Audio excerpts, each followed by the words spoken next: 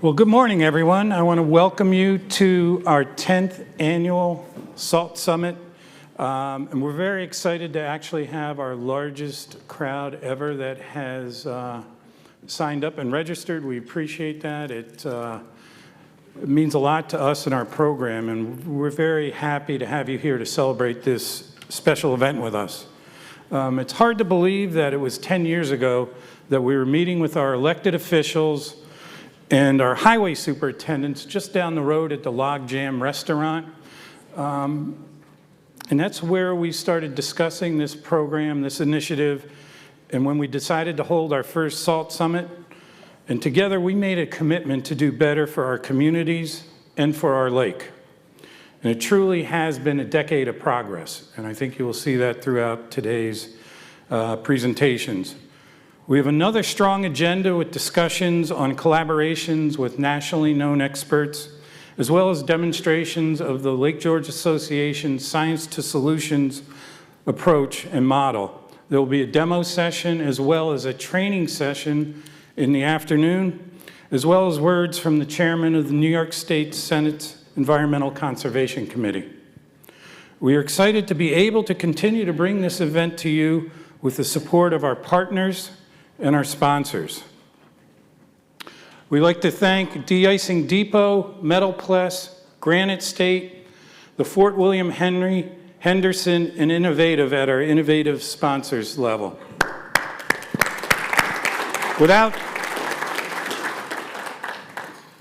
As well as our small business supporters, Entry, Hilltip, Evolution Edges, and React Blades.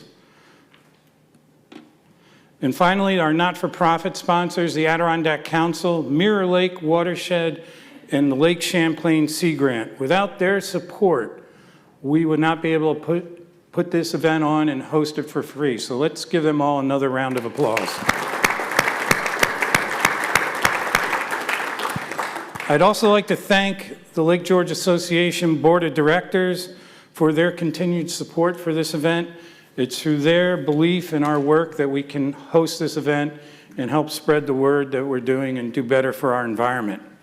I'd also like to recognize a couple of our elected officials that are in the room. From the town of Lake George, we have Vinnie Cressito, Supervisor Cressito. From the town of Queensbury, we have John Strow. Thank you. We also have our local assemblyman, Matt Simpson, in the room, as well as from the New York State Senate, Pete Harcum. So thank you very much for participating and being with our event. For those in the audience that will have questions, we're going to ask you to please hold them to the end of the presentations, respect for the presenters, and make sure that you get the mic. We will have a couple folks in the aisles to bring the mics so that everybody can hear your question. Also, in your packet, we have evaluations forms. And I know by the end of the day, everyone's ready to go and get out, but it really helps us through your recommendations. We have altered the time schedule. We've added different subjects. We've added a training session. So we really do look at those. So please, if you don't mind, a few minutes on that. And it really help us and help our vendors and sponsors as we go. So thank you ahead for your input. And now we'll move on to some housekeeping events or ideas here. So outside in the lobby, there are bathrooms. You go out the door, go to the right, and it's down the hallway. We are going to give you some break times in between this to get out, talk to the sponsors, get some more coffee. Those will be halfway in the morning, and then after the demo session, yes, we will have a lunch. We will give you it's kind of a working lunch so that we give our little bit of time. So bag lunch, come back in, and we'll give our some of our sponsors time to present right before the demos. And then I saw this, I had to put it up here. We really want everybody's cell phones turned off and respected. And I just thought this was a really good one, why we call them cell phones. So, but without further ado, let us jump right into today's activities with a brief video on our work. 2015. Lake George, one of the cleanest, clearest lakes in the nation, was changing, and not in a good way. Each winter, more than 190,000 tons of road salt were spread across the Adirondack Park. Much of this salt seeped into Lake George's streams, groundwater, and the lake itself. Road salt doesn't disappear. It builds up in our fragile ecosystem. It corrodes our infrastructure. Drinking water in wells become unusable. It even began to chemically change the makeup of the lake. Through the Lake George Association's collaboration with RPI and IBM and the Jefferson Project, the science was undeniable. Sodium and chloride levels were rising, and the threat was growing. However, road salt is a threat we can do something about, if we care enough to act. That's why 10 years ago, the Lake George Association and the Lake George Waterkeeper launched the Adirondack Champlain Regional Salt Summit to bring together all who were involved with this issue: scientists, municipalities, road crews, state leaders, and concerned citizens to study and solve the problem. The summit demonstrated with education and science, while increasing awareness with presentations and advocating for local, regional, and statewide change. The summit became a regional beacon, a place where science, innovation, and policy met the realities of winter road maintenance. An action-oriented style of directly attacking the problem was demonstrated and presented, bringing about smarter salting practices and reducing the use. From segmented plows to brining techniques, from new state legislation to local pilot programs, each year progress was shared and measured, ideas spread. Practices and minds set on what we traditionally thought was possible changed. WIT Advisors and its SWIM program gave municipalities and businesses measurable, practical steps. Measure, calibrate, prevent, analyze, improve, optimize. Simple steps that added up to major results. Innovative equipment and software programs were invented to help crews monitor usage rates per lane mile.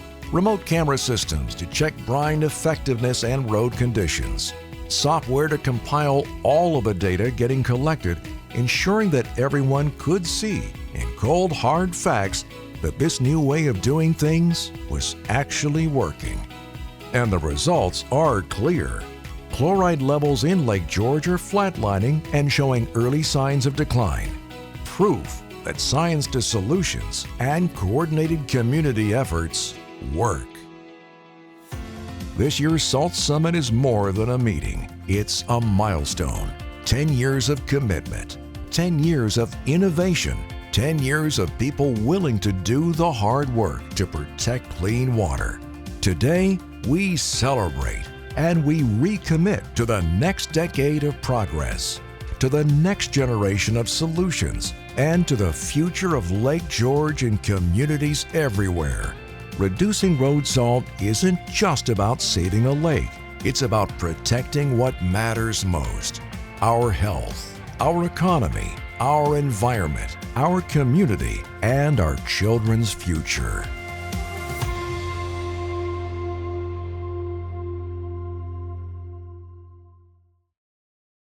Good morning, everyone, and welcome, and thank you all for being here. That video was a powerful reminder of how far we've come in just 10 years.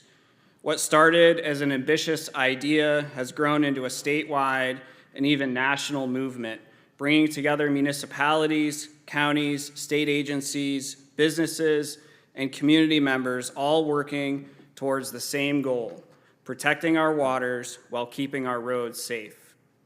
Reaching this milestone hasn't happened by chance. It's the result of the dedication of many of you, from our municipal partners to our sponsors, especially our staff who have worked tirelessly over the years to grow this summit year after year. To all of you, thank you. Today is about celebrating that progress and learning from the successes of others across New York and the country. You'll hear inspiring stories of innovation and collaboration, and you'll see how a vision shared between the Lake George Association and our partners has blossomed into something transformative. But the story doesn't end here. Road salt pollution remains one of our biggest challenges for Lake George. Meeting it will require continued collaboration through legislation, agency leadership, business innovation, and community engagement. The good news is we know this works. We've seen it here on Lake George, and I know together we can achieve even more. So as you listen today to the stories, to the science, and the strategies, think about the role you can play in advancing this work, and imagine the difference we'll look back on in 10 years from now when we see how far we've come together. Thank you, and welcome to the 10th Adirondack Champlain Regional Salt Summit. On behalf of the Lake George Association, I now want to introduce Vinny Cressito, the town supervisor for Lake George, for some welcome remarks.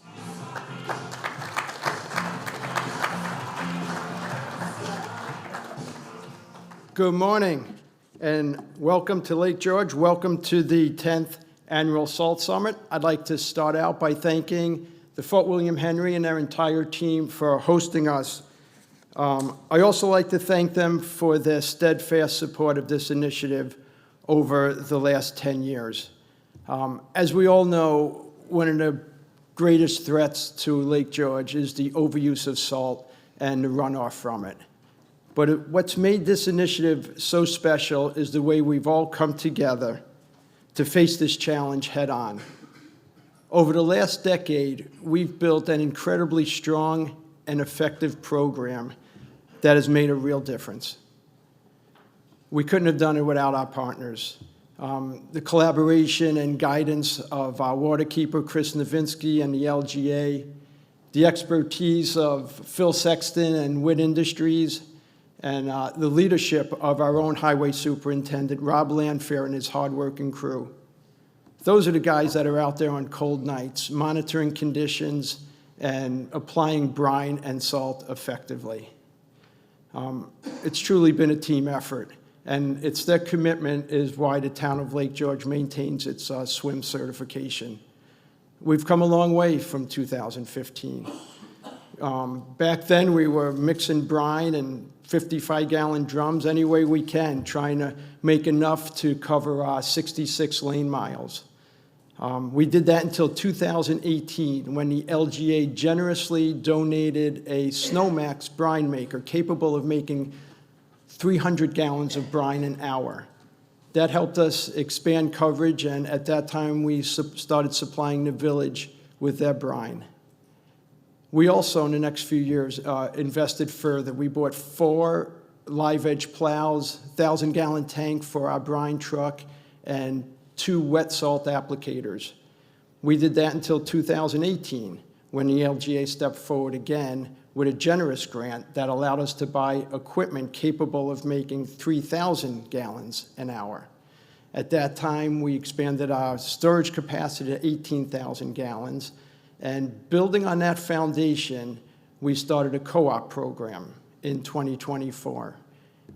Any business in Lake George, after a few hours of training with Witt Industries, can come up to our highway garage and pick up brine at no charge to use on their businesses. It's that type of partnership that expands the program and strengthens the community. You know, every winter is different, every storm is different, but the results really speak for themselves. In 2020, we used 1,400 tons of salt. In 2022, we used a little over 1,100 ton. And in 2024, we used 711 ton of salt, despite a winter that was anything but mild. That same year, we made over 22,000 gallons of brine. That's real measurable progress. It really is.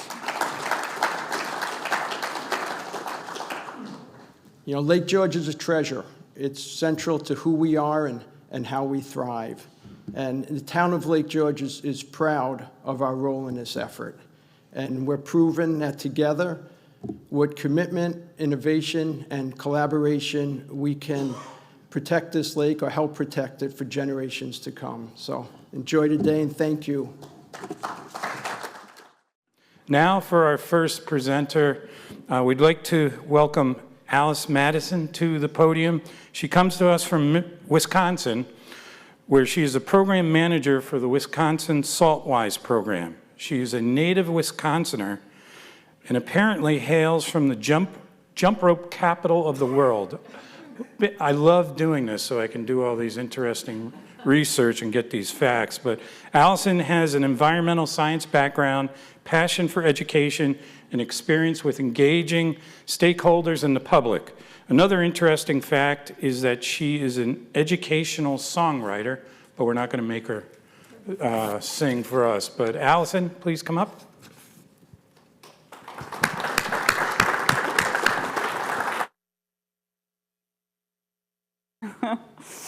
All right, yeah, happy to talk to anybody about jump roping, although I was not a champion.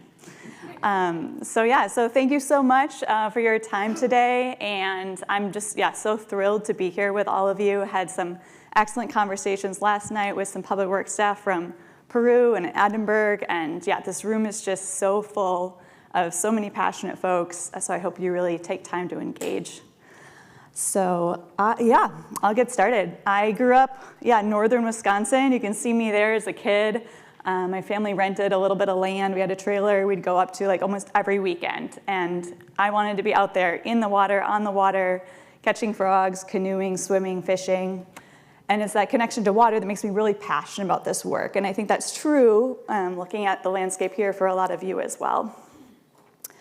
So in Wisconsin, I run the Wisconsin Saltways program. Keeps me really busy, especially in the fall, because I work statewide, connecting with anybody, everybody that does winter maintenance or is kind of intersects with that world, which is a lot of folks. In 2024, last year, we had more than a couple dozen events all across the state. You can see from the next couple bullets, trying to address some of the barriers, right, to best practices. And then I'm going to talk to you a bit about some of the collaborations that we've had and successes, including in the realm of public education, which has already been mentioned. So starting out here with open houses and training. So this is kind of my life for the next 2 months, traveling around the state and hosting more like sit-down kind of workshop events, but also equipment open houses. Those are my favorite because we bring a lot of folks together and we talk. We talk about, where you at? What successes have you had recently? What are your headaches, your pain points? What are your next steps? And it's those county folks talking to municipal staff, talking to contractors, where we really see kind of those aha moments and that sharing, knowledge sharing and partnership building that's been so important to this work. So when I'm talking to people, like public, private practitioners, first really needing to acknowledge that the reason that people are out there doing winter maintenance is to keep people safe, right? And that is top of mind. Trying to also then recognize, in addition to keeping people safe, which of course salt is a really easy way to do that, right? It's been really cheap and kind of just disappears, right? Unlike sand, you don't have to go back and clean it up. But we do have some issues with salt. It's not free, might be pretty cheap, not free. And also it does a lot of harm. In addition to what's happening to our water, I think the video mentioned that damage to infrastructure, to our cars, roads, bridges, vegetation, soils. So looking at that, but then recognizing that when people are out there, there's that known that maybe it's your family, your friends, your neighbors, colleagues are going to be driving on these roads, walking on these streets. So what are those level of service expectations? And when it is bare pavement, that's pretty tricky, right? I was talking to someone from, was it Washington County, New York, who is saying that their policy isn't bare pavement. So that changes things quite a bit. But when we have that from residents, from clients, if you're working on the private side, we need to balance that and recognize we've got another stakeholder group. So I was excited to see some local elected officials, some legislators in the room, right? How do we take a look at liability and the potential for some liability protections? Because it's that fear of liability, it's the #1 driver, right, of oversalting on the private side. And then grant programs, of course, can be really helpful. We've got a lot of vendors here They're gonna be willing to share lots of solutions with us on the technology side, but those do have some cost to them. And so can we help people get going and catalyze some of those first steps to get new equipment out there? So I mentioned those open house events that I love so much. When we have those events, we really work to get the media to come and to use that, of course, as a place of education for the attendees, but also to get the word out to the public. Because we need everybody, all those residents, the clients, the legislators, they're also part of the public, right? We need them to be more aware of this issue. One, yes, there's a problem, but also there are solutions. There are real, actionable solutions right now. And so these events have helped us do that. There are a lot of reporters that are happy to come out and grab some footage, grab some B-roll of big trucks. It's kind of sexy. So we get that out there. We get a lot of media attention. And also at that event in De Pere, this is a few years ago now, we got some legislators to come. So instead of me, going to the Capitol building and trying to talk to legislators and say, this is a problem you need to, pay attention to, we need some support, the legislators are in their districts talking, hearing from their constituents who are experts in this work, and their eyes are opened to this problem. And so after that De Pere workshop, we had a staffer from State Senator Andre Jacques' office say, what can I do to help you guys out? And I said, well, I've got an idea here. What if we introduce a bill? We already have a solution that's working in New Hampshire. Dean's going to talk about that this afternoon. What if we take New Hampshire's limited liability program and bring it here to Wisconsin? This just makes sense. So we were able to get a bill introduced in 2023. I don't know if any of you guys recognize folks in the top photo, probably Martin Tirado from SIMA. Happens to be that the CEO of SIMA lives in Wisconsin. That was a big win for me. But yeah, so we brought together public works staff, private practitioners. The redhead in there is Jeremy Johnson from the Bruce Company, big landscaping and winter maintenance company, came to testify. And we got some committee hearings. We got it through committee. Of course, that takes some tweaks and some compromising there. We got the bill, though, to the floor for a vote, and it actually passed in both the Senate and the Assembly. But along the way, with some of those tweaks, we lost support from the Dems, and so our Democratic governor ended up vetoing this bill. So we had a good run, though, and I went back to the governor's staff and met with them and said, what'd you guys do? I know our governor really values our fresh water here in Wisconsin. He's put a lot of money towards other research and projects. What are we going to do about road salt? And I brought to them a grant program that's working in Ohio. I don't know how many of you guys are aware of the equipment grant programs that they have through the Ohio EPA. It's created by the governor, Republican governor, so we have a Republican-controlled legislature, so it was helpful to have that come from a red state. And we said, what if we do this? We get some of these dollars out there, and we can see that ROI, within a year, like a couple years. That's money back in the pockets of local taxpayers. So we got that. We actually got $5 million in the governor's budget. But then, again, politics, different parties, we didn't end up getting it all the way through and being able to keep it in the budget. So my game plan for this fall is to get as many legislators as possible out to those equipment open houses. We need more people to understand this ourselves, even back in Wisconsin. So kind of still a work in progress on the legislative side, but one of the big wins of the work on that bill was that SIMA became our buddy. So Martin, of course, other folks from SIMA said, yeah, there's stuff happening here in Wisconsin.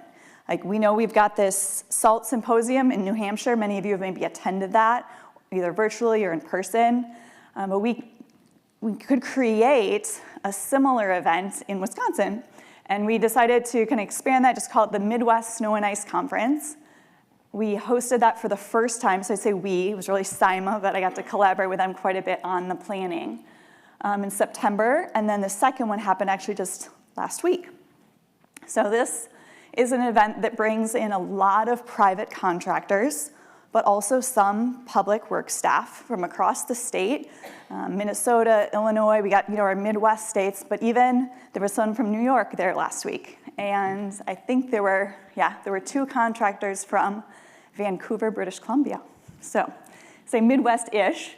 But the focus of this event, both this year, last year, is really best practices to help support those salt reductions. So this isn't me, this isn't Sawyer or Chris saying, we've got a problem and coming to you and say, how are we gonna fix it? It's the contractors talking with one another and sharing those successes. Last week I got to moderate a panel on salt reduction success stories with private contractors, sharing out, taking a look at contracts, operations, equipment, etc. And I'm sure this is way too small for you to read, but this is my buddy Aaron Rodman. He's actually going to give this presentation that he gave at the SIMA conference next month as a SaltWise webinar. So if anybody wants to see this, you can check it out on our YouTube channel. I'll put another pitch in for that in a moment. But I'm going to read to you the title. So I think he did have a different title, like officially, for his presentation. But he's like, yeah, they made me shorten it down. Aaron is a really salt of the earth, okay, pun intended, kind of guy. He runs Extra Mile Snow Company, Extra Mile Snow Plowing in West Bend, Wisconsin. So he's like, this is what I wanted the title of my talk to be. Make a ton more money by cutting how much salt you use.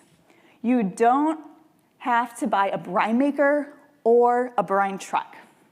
It's stupid simple, and you're throwing your money away, and I want to help you. Oh, and it's better for the environment. A lesson by a dude who spent way too much money doing what all the old guys and the articles told him to do. So, really great. So, in working and talking with contractors, what we hear again and again is, you guys, you need to get out there, you need to talk to the property managers, right? If we get that phone call, come out, put more salt down, I don't see the salt, we need you to come back and resalt, it's hard, right? They are trying to keep their customers happy. And so we've started to have events for specifically property managers. Now I've worked with the contractors to get their property managers, and maybe, some property managers they'd like to have as their clients to come in the door and come to those events. We have the host, TruStage, in the Madison area. They're used to be CUNA Mutual, big insurance group. They have smart salting practices on their campus, and so they've been the host and also kind of a local leader there. We've got another one of those events coming up in February. So working to get more education out specifically to that stakeholder group. But the public education is pretty broad, right? We've got lessons for kids, for teachers. All of this stuff I'm sharing with you because it's online, it's available, it's free. You can take it, you can get it out there to teachers in your communities. Lessons from kind of K-8 and then more high school-based lessons where students can take a look at real data from streams. Now this is Wisconsin-based data, but still. And then kind of work through that in a claim evidence reasoning. So really tied with our next generation science standards. Doing fun projects. This was one with the city of Madison. Do you guys do any plow naming out here? Naming snowplows, I'm seeing some nods. A little silly maybe, but we've kind of taken that to the next level. I don't know if you can see the pun there, see more pavement. And then our buddy, Kent Schweitzer, took that photo. I had to drive him around, the photographer around to get the pics. Low budget here. But on the back of those little fun trading cards that are out at libraries for free are some facts about the plows and the equipment, and also some SaltWise facts too. Of course, social media, if you're on any of that, Facebook, Instagram, hitting different target groups, TV, I think water softeners. I was talking to someone from Connecticut, right? Water softeners are a big issue. Other people have water softeners in their communities. So we took old water softeners, converted them into buoys, and put them out in one of the saltiest lakes in Madison. We obviously got on TV, got on the front page of the Wisconsin State Journal. You know, it's that first step. This is that appliance that kind of forgotten in your basement that can be a major salt hog, right? And you're literally salting your own drinking water for a lot of people if you're on private well and septic. Fun things, working with artists, getting out, printing on t-shirts and clothing. And then this, really highly recommend, really simple, basic message for the average, resident: shovel more, salt less. I think a lot of people share, and we have two cups, 12-ounce mug of salt, enough for 10 sidewalk squares. But if you can get out there and you can shovel, maybe you don't even need salt. I grew up in my little jump rope capital of the world, 3,000 people. They didn't use salt, just a little bit of winter sand. And at home, we shoveled. You wore winter boots, right? Again, it's those level of service expectations that we have. But I think that basic message, shovel more, salt less, help keep our fresh water fresh. So many people don't connect those dots, right? The salt is going into our water. So we get those out to local businesses in areas that are, pretty pedestrian friendly. And a lot of businesses now, they're just like, yep, come around with the poster in the fall, yep, we'll put that right up. So it's a small ask, right? But then it helps get, I think, them thinking about it, gets that message out there. And then I need a sip of water, excuse me. You can take a look at the page.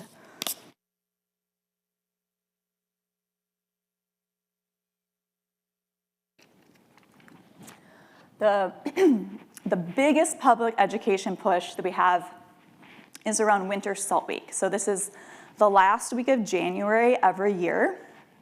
And we started this as a Wisconsin-based campaign, focusing on, as my little tagline on the top says, raising awareness both around salt pollution, but also around those reduction solutions. So we've always kind of hit both the science of what we're seeing in our drinking water, in our groundwater, and try to talk about some of the reasons why there is hope here, right?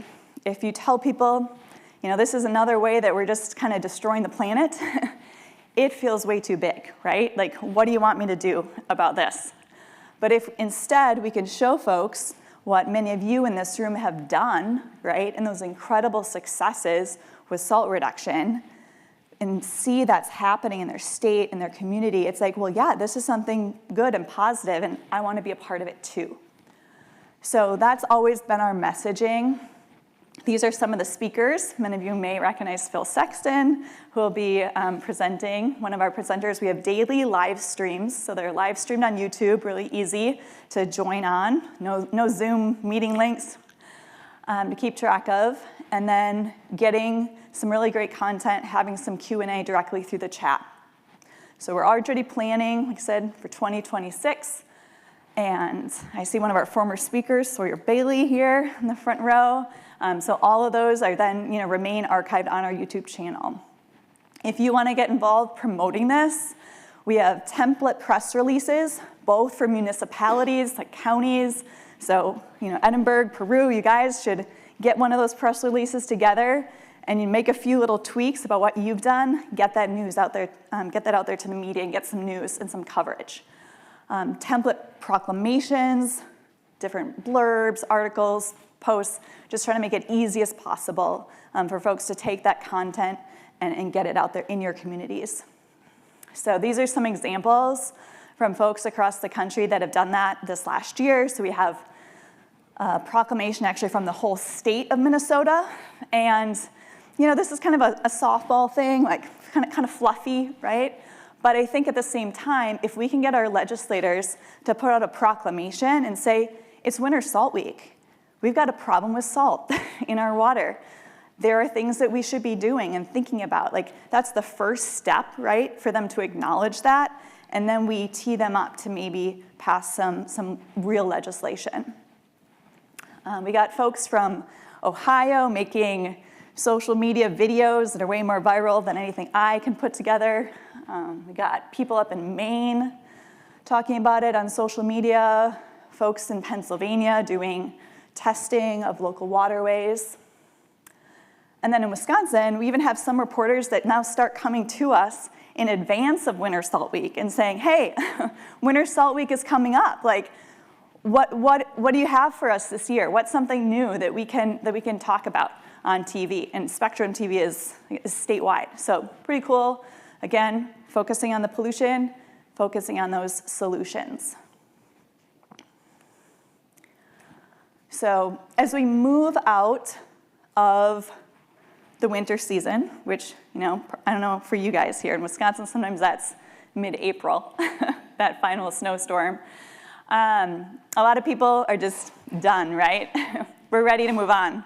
Let's get to spring, let's get maybe through mud season, I think is what you call it, Chris, and get to the summer.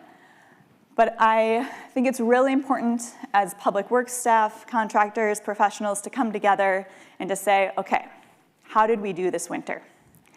What went well, what didn't?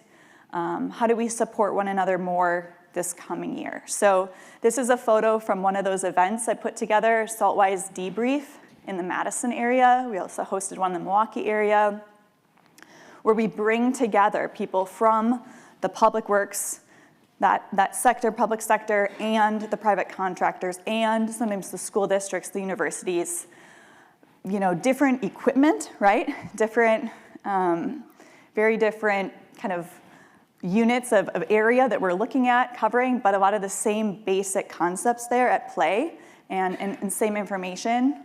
So we've got, lots of really rich conversations there. And these are some of the success stories that we have. So doing a little survey of people that have participated in our open houses and workshops the last couple years, we have over, say, 88% of them said they've received or achieved salt reductions. And they've done that through adjusting their application rates, more staff training, new equipment. And those are a couple case studies from the city of Oconto Falls, CJ's, obviously a private contractor in the Madison area, dropping their salt usage with Oconto Falls 25 to 40%, with CJ's 64%. And this is a contractor, he told me after this past winter, he could not believe this. So this was their first year with this brine truck. He said, I've never had time and material contracts. We've always been per event, per season. In other words, it's always been to my benefit to watch my salt, to be kind of conservative with my salt, because if I put more salt down, that's more money coming out of my pocket. Could not believe how much his salt application rates went down by switching over to brine. And what was it? From the village of Lake George, you said your first brine maker, right? 55-gallon drums. So similar story here in Wisconsin. This is the village of Walworth down by Lake Geneva in southeastern Wisconsin. Shannon Hammond, he's a one-man band pretty much. What does it say? He's the streets, parks, building, and grounds manager. So he came to one of the smart salting workshops that we had hosted by Walworth County. And so talked to folks from the county, got to hear from other municipalities around, and he's like, I want to get into this, but I can't come to my board and ask for, 20 grand, like that's out of my league. So he is incredible. I think there's so many amazing brains out here with a lot of the mechanics and in the staff able to do things that are, unbelievable to me, but created his own little brine maker with those 55-gallon drums.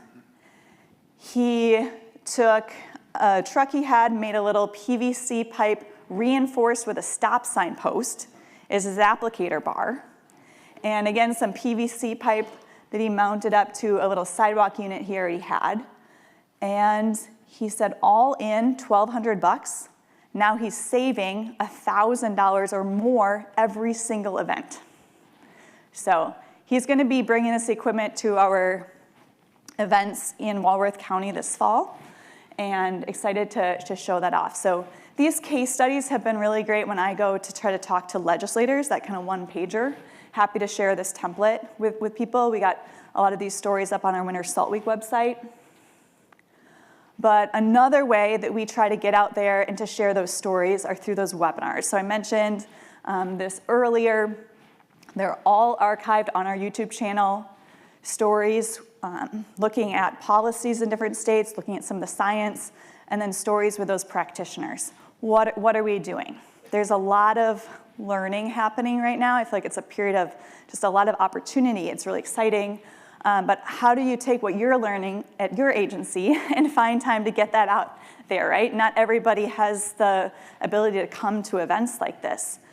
So I'm going to zero in here on Bill Kern. So he actually just retired, which is a loss, but he's out there. I think he's still going to be working as a contractor supporting other counties. And I should note here in Wisconsin, really unique, I think we're the only state where this is the case, our DOT does not own a snowplow. So again, our DOT does not own one snowplow. So all of the plowing that happens on our state highways and interstates is done by the county. So the county maintains county, state roads within their county. So kind of the counties are kind of like the top dogs there. I like to say they're kind of like the big brothers, and I want them to be sharing with the municipalities what they're learning. You know, it's different equipment, but there's a lot of knowledge there. So Bill Kern in Jefferson County here compared in the yellow, compared to all the counties around. And so what you're looking at right now is the tons of salt applied per lane mile. And this is just on the state roads also, because they need to report their salt use on the state roads, so the state will pay them back, right, for that salt they put down. So their salt use per lane mile over the last, what do we got, like almost 20 years. And you can see there's a lot of variability, right? Like we said, winters are different.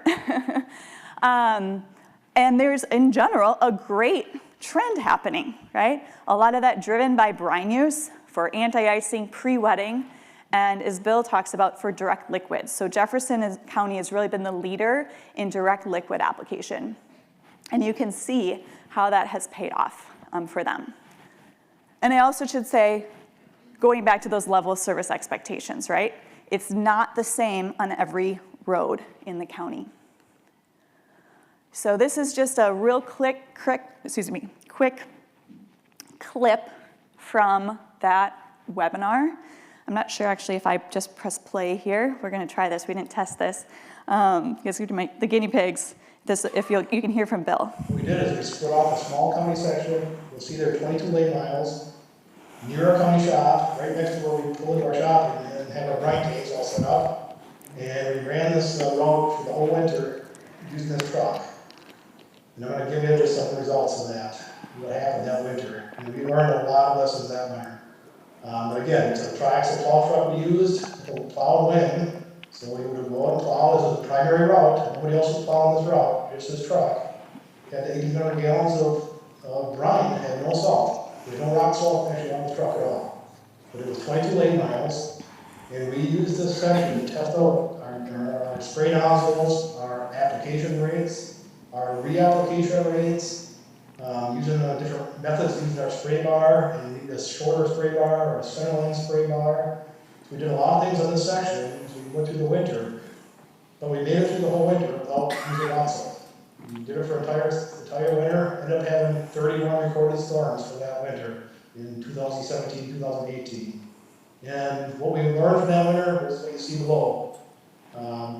Positives, when we added it all up at the end of the year, 45% less salt was used on that route than on our other county routes that were in that area.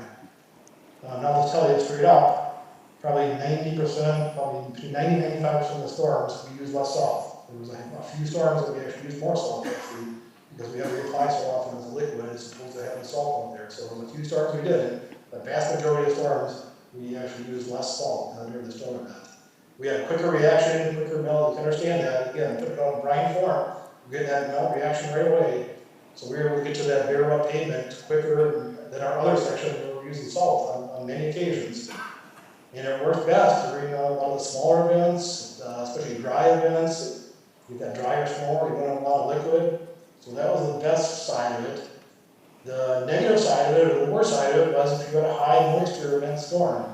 Or if we went out there in the morning and we had a lot of snowpack because the storm came overnight, we had to put 3 or 4 inches of hard pack overnight, we weren't out there. It took a lot more work sometimes to get it actually back up again. It's only brine, you're not having any salt there actually during the snow event. And the other negative was how quick it could refreeze. So we had to take that into account, just how often we had to go out and reapply in that smaller section. So again, those were the negative sides, but what we learned that one winter with cutting our salt usage by almost half, and actually having not only the same level of service, but potentially a little higher level of service with how we got the roads cleaned up, it told us that we needed to start moving towards more liquid use and getting liquid use on our trucks and out to our dyes. So. All right, so you can watch the rest of that if you like on our YouTube channel.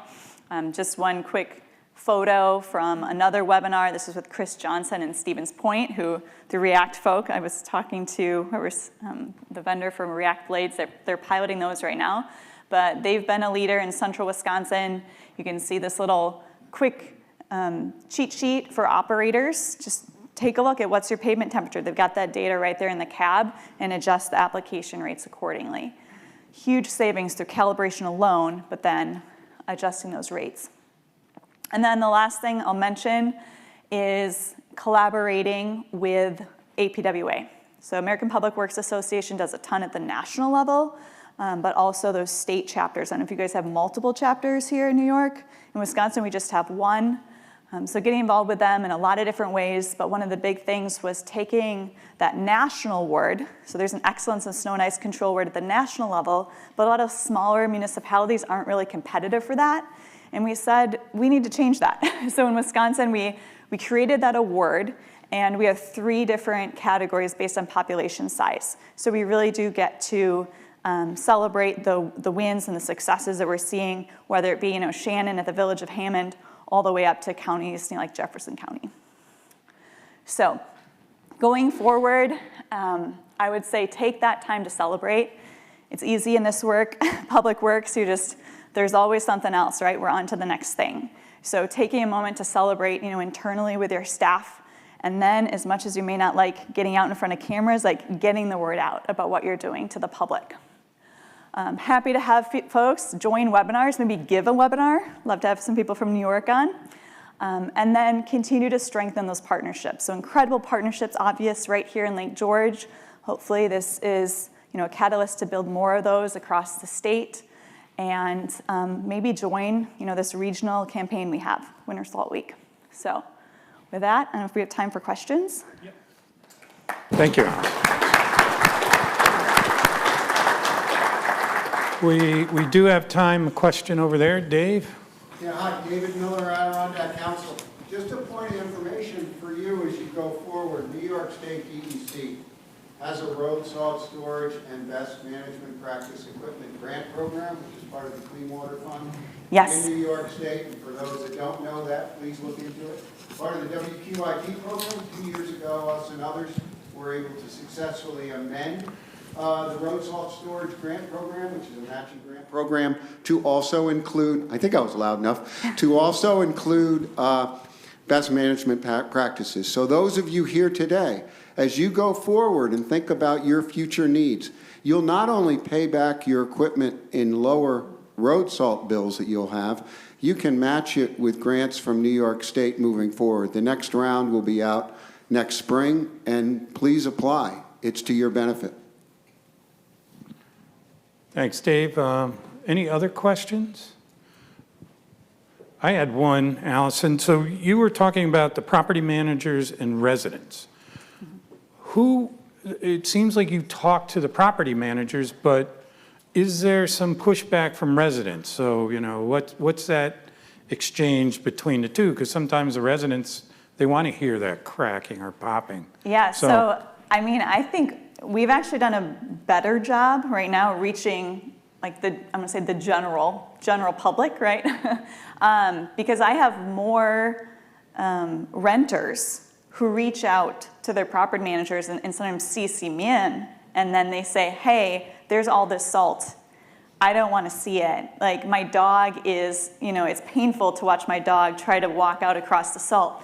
And then they'll sweep the salt off the sidewalk, and now my dog is even, trying to make mincing steps on sometimes the grass right after the snow melts. The salt is still there. So I think we've done a better job with our general outreach than we have with the property managers so far, because again, for them, it's the fear of liability. Great. Yeah. Well, thanks, Allison. I think we will, one more question? Okay, sorry. Hi, Allison. Marie from Fireside Wood. We're a private contractor in Lake Placid. So one of the issues we have are with short-term rentals. And I was just wondering, in terms of the level of expectation that you were talking about. So I was wondering, in Wisconsin, like the property managers, how are they dealing with short-term rentals, expectations, et cetera? So I would say, again, like the property managers are like a newer group for us to be reaching. We don't have the property managers yet as champions and kind of communicating the message. So it's more kind of, we have contractors on board. We're kind of working with them to educate the property managers, and then sometimes the renters will say, we don't like this, right? A lot of the businesses don't want that salt being tracked in, right? But yeah, I can't say we've got the secret sauce right now for property managers. It's still a work in progress. All right, that sounds great, thanks. Yeah. Thanks, Allison. Next, we're going to have a collaboration panel, and our first presenter will give a talk will be Sawyer Bailey. Sawyer is the Executive Director of the Adirondack ADK Action, a longtime supporter of the SALT Summit, and they actually started a SALT Summit before we did. She has a master's from Yale in environmental management. She's a graduate of Syracuse University and has worked with AmeriCorps, and she's also an Adirondack thru hiker. So Sawyer?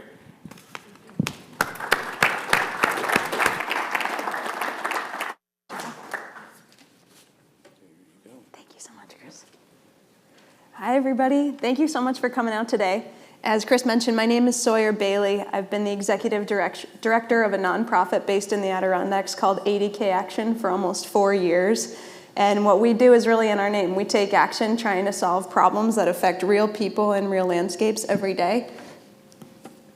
Road salt and road salt pollution was an issue that led to our founding about 15 years ago, and it's one we're clearly still at work on, but we've made a ton of progress with the folks in this room, so I'm so happy to be here to celebrate the work that you are all doing.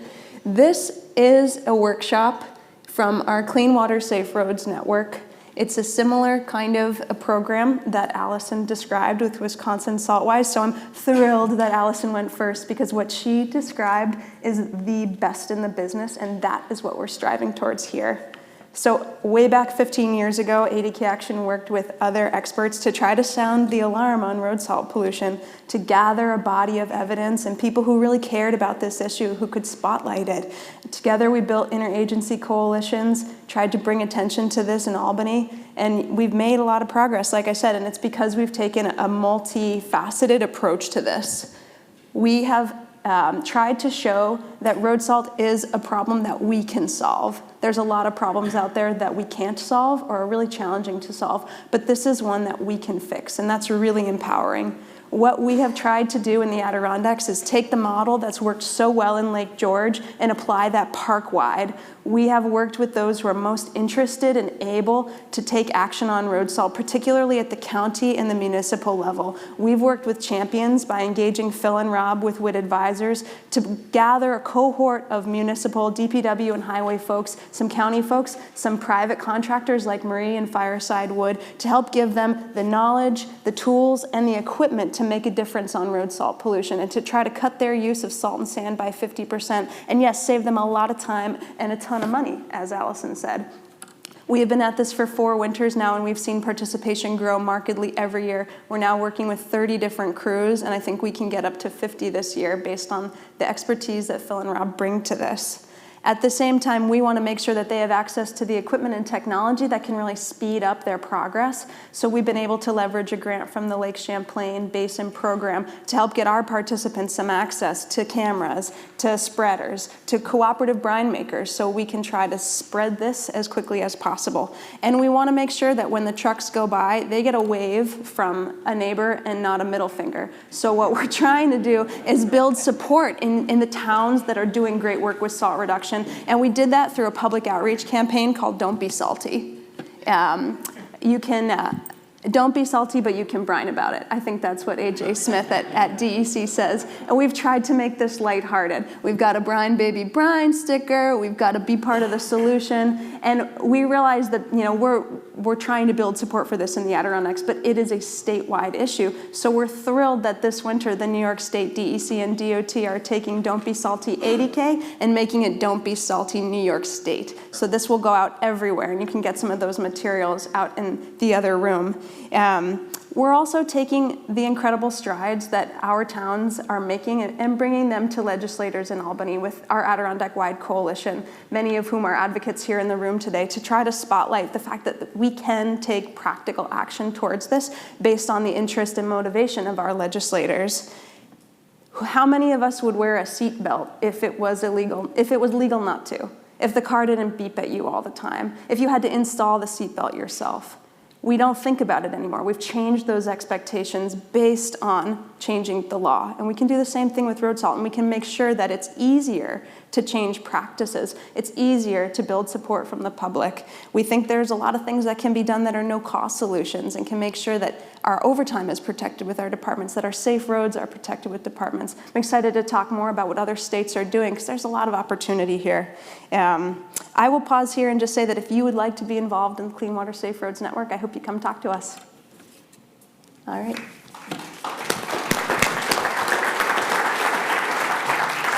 Sawyer, thank you for that. Thanks for your great work on the issue. Next, we want to invite Jennifer Latsko. She visits us from northeastern PA, Pennsylvania, where she is the Director of Education and Engagement with the Little Lehigh Watershed Stewards, where she is a Master Watershed Steward. Sounds a bit like a water keeper. That's pretty cool. She teaches English as a second language in the adult literacy program at Lehigh Carbon Community College. And I always love seeing a water keeper connection because she apparently appears to be part of the Delaware River Keeper Network, I believe. So please welcome Jennifer.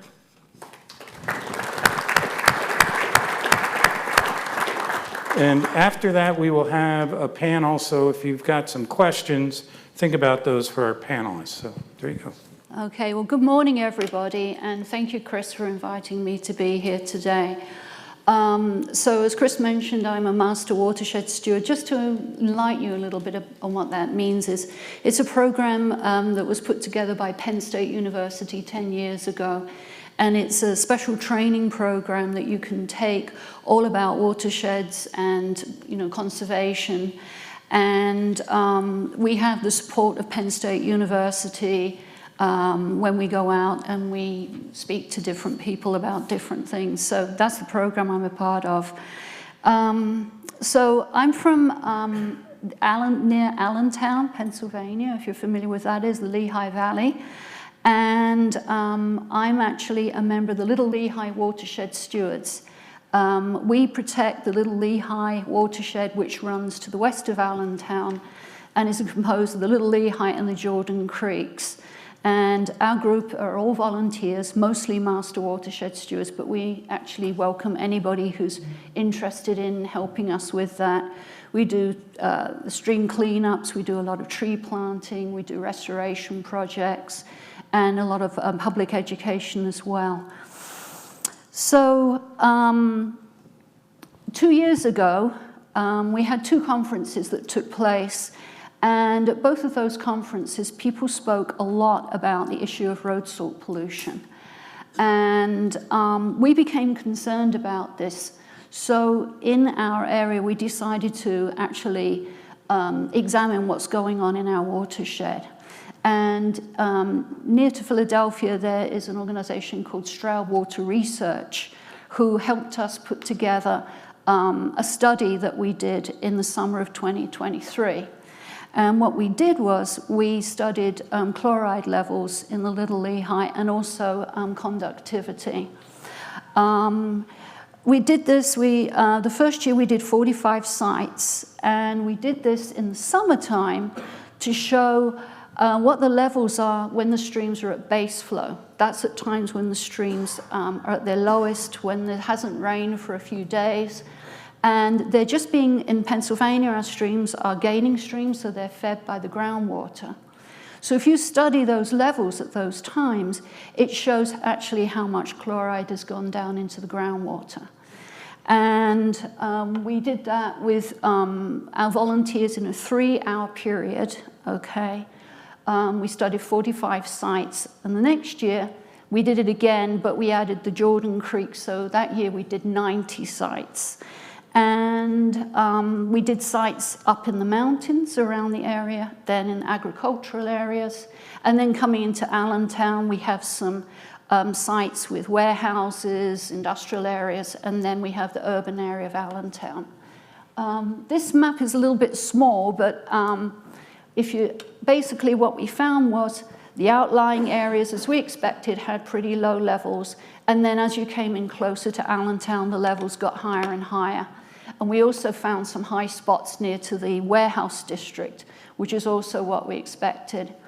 So that told us that we've got elevated levels of chloride. The number that we're looking at is 50 milligrams a liter, which has been shown by researchers to be the number which is problematic for the macroinvertebrates, who are the tiny little creatures, little bugs that live in the bottoms of the streams.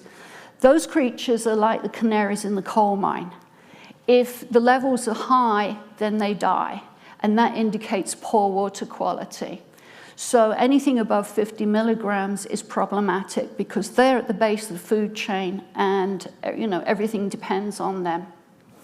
So we have a pretty good relationship with our local water authority, and they take their water down in Allentown from the Little Lehigh. And we contacted them and we said, do you guys by any chance test the chloride in the water that you take in? And they said, oh yeah, we do. And we've got the numbers for the past 21 years. So they sent us these numbers. And when the guy sent it to us, he said, there does appear to be a trend. So we put it in and we graphed it, and this is what we found. You can see a very, very steady trend over the last 21 years. And in fact, during that time, it's more than doubled. And for the past 11 years, if you see that red line on there, that's that 50 milligrams a liter. It has been over that level now consistently for the past 11 years, which really shows that we have an issue, okay, in our area. And it's just building up, building up, and building up. So anyway, members of our group, when we first did this study, they said to me, we'll study our water, but you have to tell us what you're going to do with these numbers. Because they've studied water, people have come and asked, for water samples before, and nothing ever really happened. So I made a promise to them that we would follow up and we would take action on this. And what we did was we started looking around to see what we could find. And there was masses and masses of information about this. And in all honesty, it was a bit overwhelming at first. Everybody's got websites and everything, and we were just like amazed. And we started reaching out to different organizations. We reached out to Allison.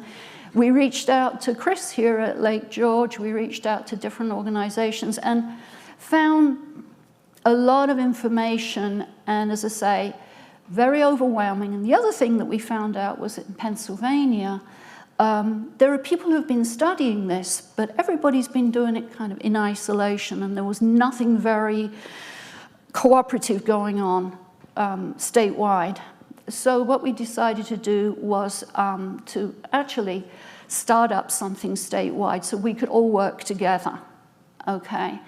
And so what we did was we spoke to the Pennsylvania Organization of Watersheds and Rivers, Tally MacArthur there, very kindly helped us put together what's called a conversation cafe.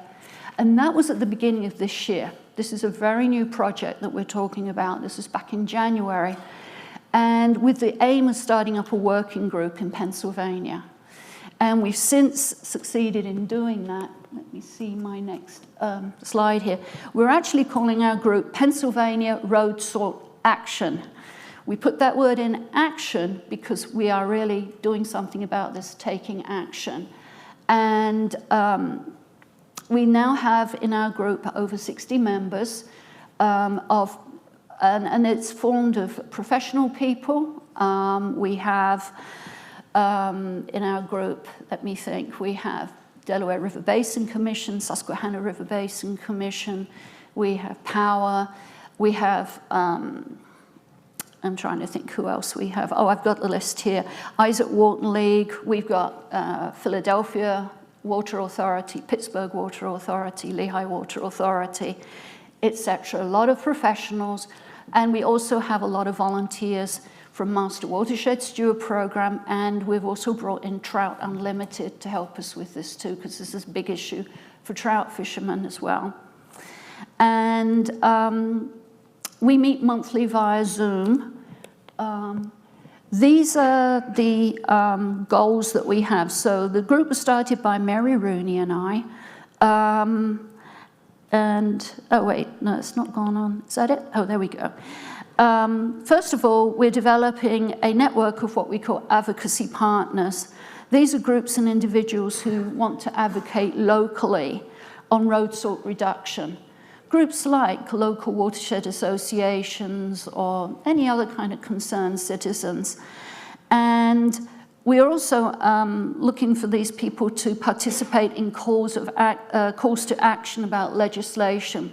We just have one going on right now. We found out that one of our Pennsylvania representatives has introduced a House bill to get PennDOT and the DEP to create a list of best management practices for municipalities. And we have now reached out to different organizations around the state to approach their local legislators to support the passage of this bill. Right now it's going through committee sometime later this month. So that's one of our goals, and that one's like a little step into the legislation issue. That's our first step, but it's a great one because we've made a great relationship with a legislator who's very interested in environmental issues. Let's see. Here now for the working group, these are the initial goals that we've come up with, and I will say that this is subject to change as we are coming up to our first time of evaluating where we are with this project. First of all, we are working to develop protocols and strategies for talking to municipalities and property owners. How do we go in and talk to those different municipalities? We've already done it in our area, and we've got other groups working on this and what works best in terms of that. We're we're right now creating a website with materials that can be used locally, so everybody doesn't have to reinvent the wheel. We have all kinds of slide decks and other tabling materials that people can use. We are working to encourage PennDOT to emphasize road salt reduction. And our long-term goal is to lobby our state lawmakers for a limited liability program in Pennsylvania. Pennsylvania is a little bit behind other states, so we know that that's a long-term goal, but we're like watching what's going on with other states around us, and that is also our dream for Pennsylvania. And we also are looking to find sources of grant money, like other people have talked about, for equipment and upgrades here in Pennsylvania. So, okay, I think I've gone on to the next one. So that's everything. Very nice to meet you all today. Okay, thank you. Thank you, Jennifer. Have a seat, and we were going to open it up for some questions if people had that regarding their work on collaboration. The first one I would have is, what really sparked, your interest in this issue with road salt and that you needed to take action. So I don't know if there's somebody who wanted to take that right away. Sawyer? Sure. Well, Chris mentioned I have an environmental degree, and never once did road salt pollution ever come up in the classroom. I was floored when I moved into this job because it was the first I was hearing about this issue. But I've now shook hands with dozens of Adirondackers who've had their private wells polluted by road salt, folks who have to either have water delivered, which is very expensive, some of whom actually drive to a spring on the side of the road and fill up gallon jugs. I mean, we live in America. We should have clean water.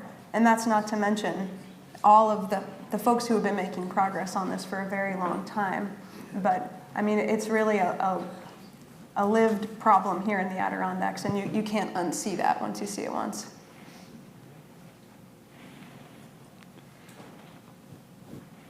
Any questions? I got a few. Let's see one. I'm really interested to know how to do the water testing. Oh, hi. I'm Joanne Coons from Clifton Park. I'm really interested in knowing how to do the water testing. I could see a citizen science project. It only took 3 hours to do 45 sites. I was very impressed, but if I could organize that and if you could give me some tips on how to do something like that, I think it'd be the data. You can't measure what you don't, you can't monitor what you don't measure. So data is important. Thanks. Yeah, and actually, it's not a very hard thing to do. The preparation takes some time, but if you're interested in doing that, I can definitely give you specifics. I have a whole protocol that I wrote out afterwards of how we did ours. It's essentially mapping out your sites, deciding where they are, creating a spreadsheet with GPS coordinates that we share with the volunteers, and then they can just put those into Google Maps and drive to their spots. Sorry? How did you test the water? What equipment did you use? For chloride, we used Huss, Quantep strips. Though I will say that they only go down to 50 milligrams a litre. So what we're doing, because we're doing this again, starting next week, we're doing the 2025 ones. We actually got our local water authority to test the ones below 50, because we had a lot that were coming in actually in the 40s. They're just below that level, but the test strips are only... So there are 2 types of test strips. Some are for high and some are for low chloride. And you can get test strips for free. So anybody wants to do testing, yes, hit up the Isaac Walton League. They will give you free test strips. Sometimes even send them to like teachers who want their whole classroom to go out there. So you get free test strips through them, and then you just send them your data, and it goes up into a national database. So as easy as possible, yes. So talk to Jen, talk to me, Google Isaac Walton League, yep. Yeah, not Salt hard watch. to do. Okay. And it's just like the test strips. I mean, it's kind of similar. If you guys remember testing pH as a kid, you know, like, but it's a little more complicated than that. But basically, the strip goes, it sits in the water, and then you kind of just watch it titrate up, and then you, take a look. One other thing I should add too is that if you want to know what's going on in your watershed and you don't have the ability to do your own testing, there is quite a bit of data available, and that's one of the projects that our group is doing. We have a chlorides group, and they found that there's a lot of data available from the EPA, and they're actually consolidating that data and making graphs for different counties. I think they're doing it by county around Pennsylvania that we're going to put on our website. But that is another thing we found. Actually, there's a lot of data available. You just have to know how to pull it and then graph it for your purposes. And I'll tell you something, like that graph that I got from the Water Authority, when I show that one, that's the one that really hits people.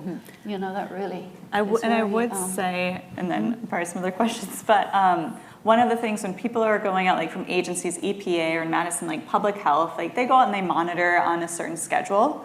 But what we see with road salt, so everyone, if you put 2 and 2 together, like it's not even throughout the year, right? We have huge spikes of salt going in after storm events when we melt that snow, and that salty snow melt goes into the streams. And so it's getting people out to monitor and get those spikes. So Jennifer talked about 50 being a toxic level for a lot of aquatic organisms. We see in Wisconsin and our more urban areas, those numbers shoot up into the thousands of milligrams per liter. So it's capturing that and then bringing that story back is really important.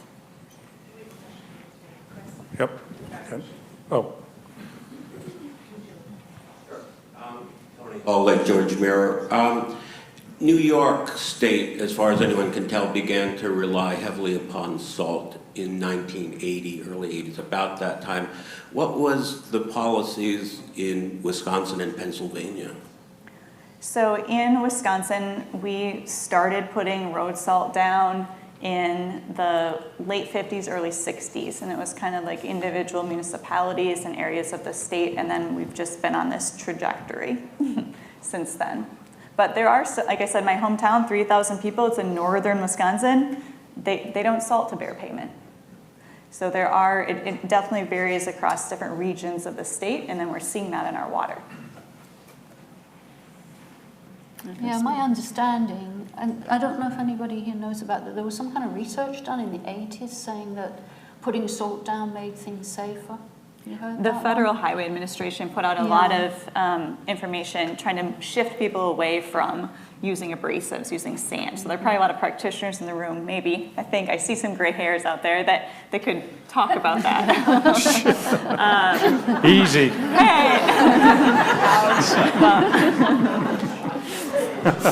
We have a question? Yeah. Well, we have a gentleman over here. People laugh. Hi, yes, Gib Kirkham in the Blue Mountain Lake Association Water Watch Committee.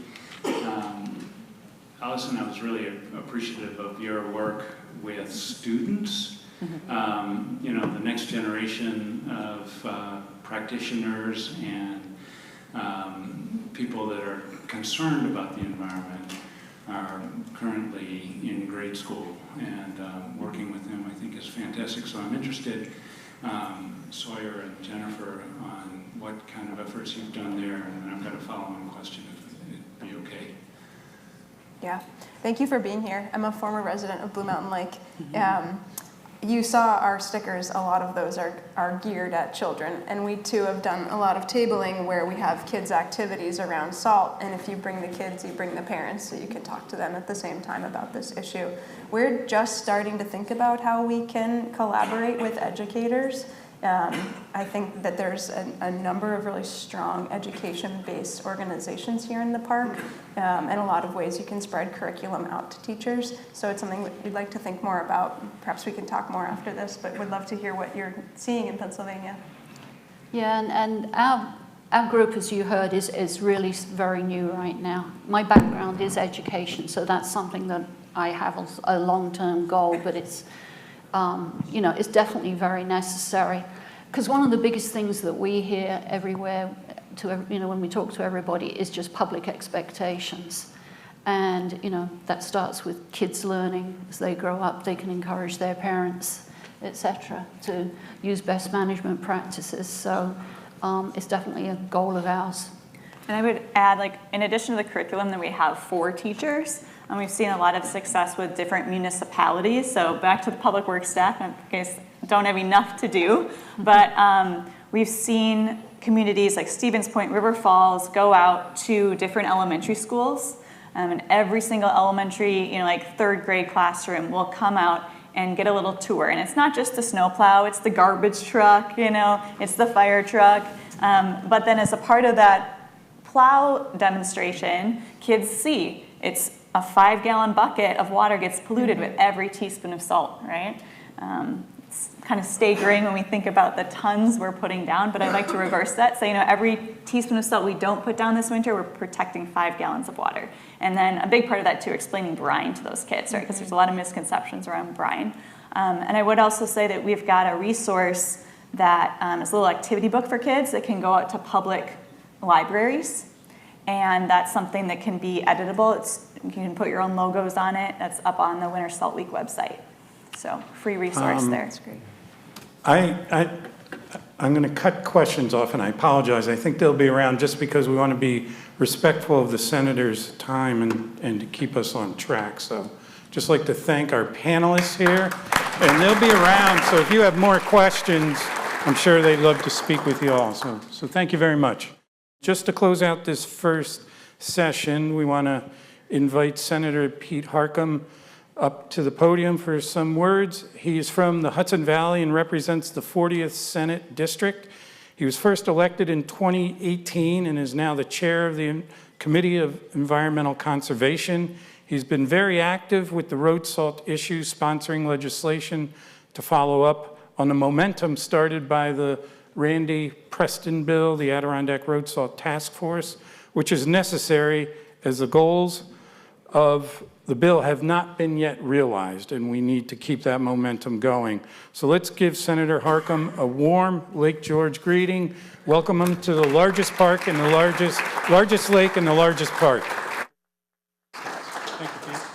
Thank you very much, Chris. Good morning, everyone. I really feel guilty now because I think the panelists have a lot more important things to say than what I have to say. I think they were wonderful. So round of applause again for all of them. Congratulations, 10th anniversary. It's really exciting.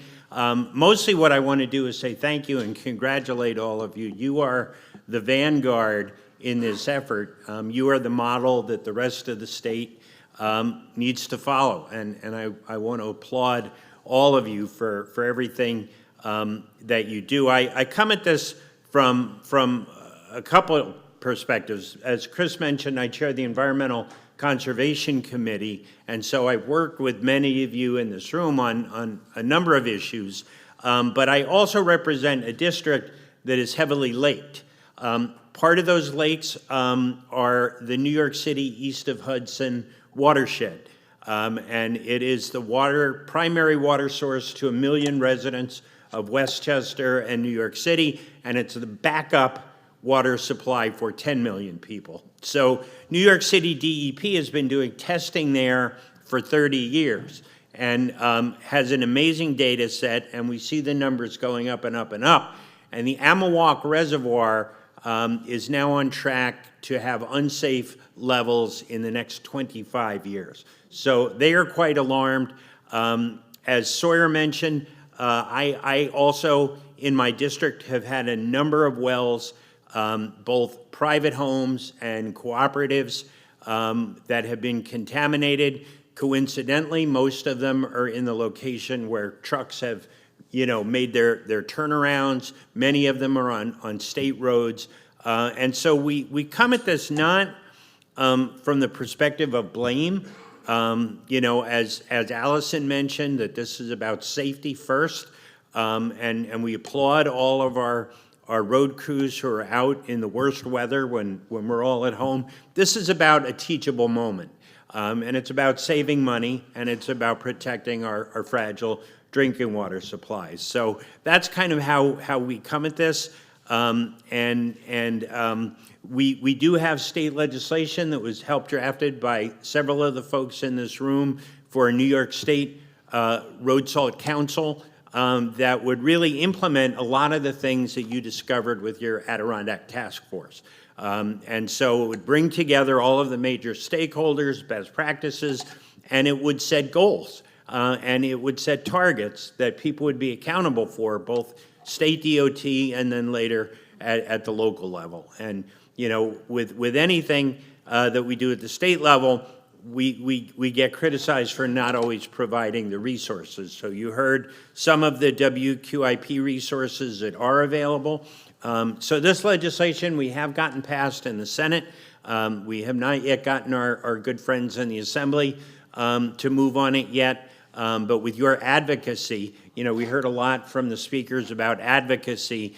Please see your assembly members, your senators, both in the local districts. Come to Albany. We love having folks. It's your building. You own it. You pay for it. It's your building. Open to the public when we're in session, January to June. We love to have folks come up and talk about the issues that are important to you. So with that, I just want to say thank you, congratulations, continue your great work, continue to try to hold us accountable so we can better serve you. And I've just had 3 wonderful days here in the Adirondacks, incredible meetings. I look forward to the partnership and the continued dialogue. This is not just a drive-by, not a hey. This is my second time in the Adirondacks. We'll be back, but a number of folks in here know how to get a hold of us. So thank you so much, and terrific job, really amazing job. Thanks, Chris. Really appreciate it. Thanks. Thank you. And with that, we will go to break. We're a little behind time, but I think we will reconvene in 15 minutes at 11:15. So 15-minute break. Thank you all very much. Good morning, everyone, and welcome back.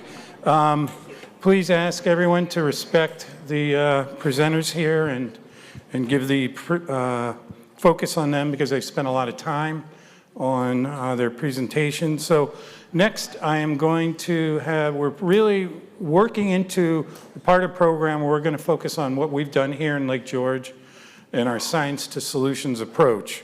And with that, we'll start with the science. And it wouldn't be a SALT Summit if we didn't have some science, and we're really honored to have what I'm going to call the three doctors here to come up and talk. I'll just call it the magic model, and you will let them talk to you about what it is. But my good colleague, Dr. Jim Sutherland, who has been working with the Lake George Association as a science advisor for years, retired New York State DEC, and with all the love and respect in my heart, I call him the father of Lake George hydrology. We have Dr. Steve Norton. Steve is an Ivy League educated and taught at the University of Maine for 40 years until his retirement in 2008. He continues to improve the lives of young adults through a scholarship endowment he established with his siblings in memory of his mother. Through their 4 endowed scholarship funds, the family has created at the University of Maine a foundation. Their legacy of kindness has changed the lives of many University of Maine students. And Dr. Jack Cosby, who is the person that traveled the longest, I think, to get to our summit. He came from England and to present. Jack's interest is in chemical and physical processes in the environment, and we're initially focused on groundwater in catchments and hillside hydrology. So without further ado, I will invite the three doctors, or one by one, to come on up. So please welcome Dr. Jim Sutherland.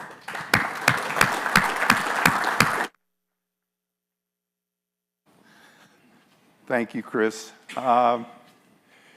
I've worked with Chris now for, 12 years, 13 years. So instead of the father, I'm now the grandfather. And I'm going to try to keep going as long as I can.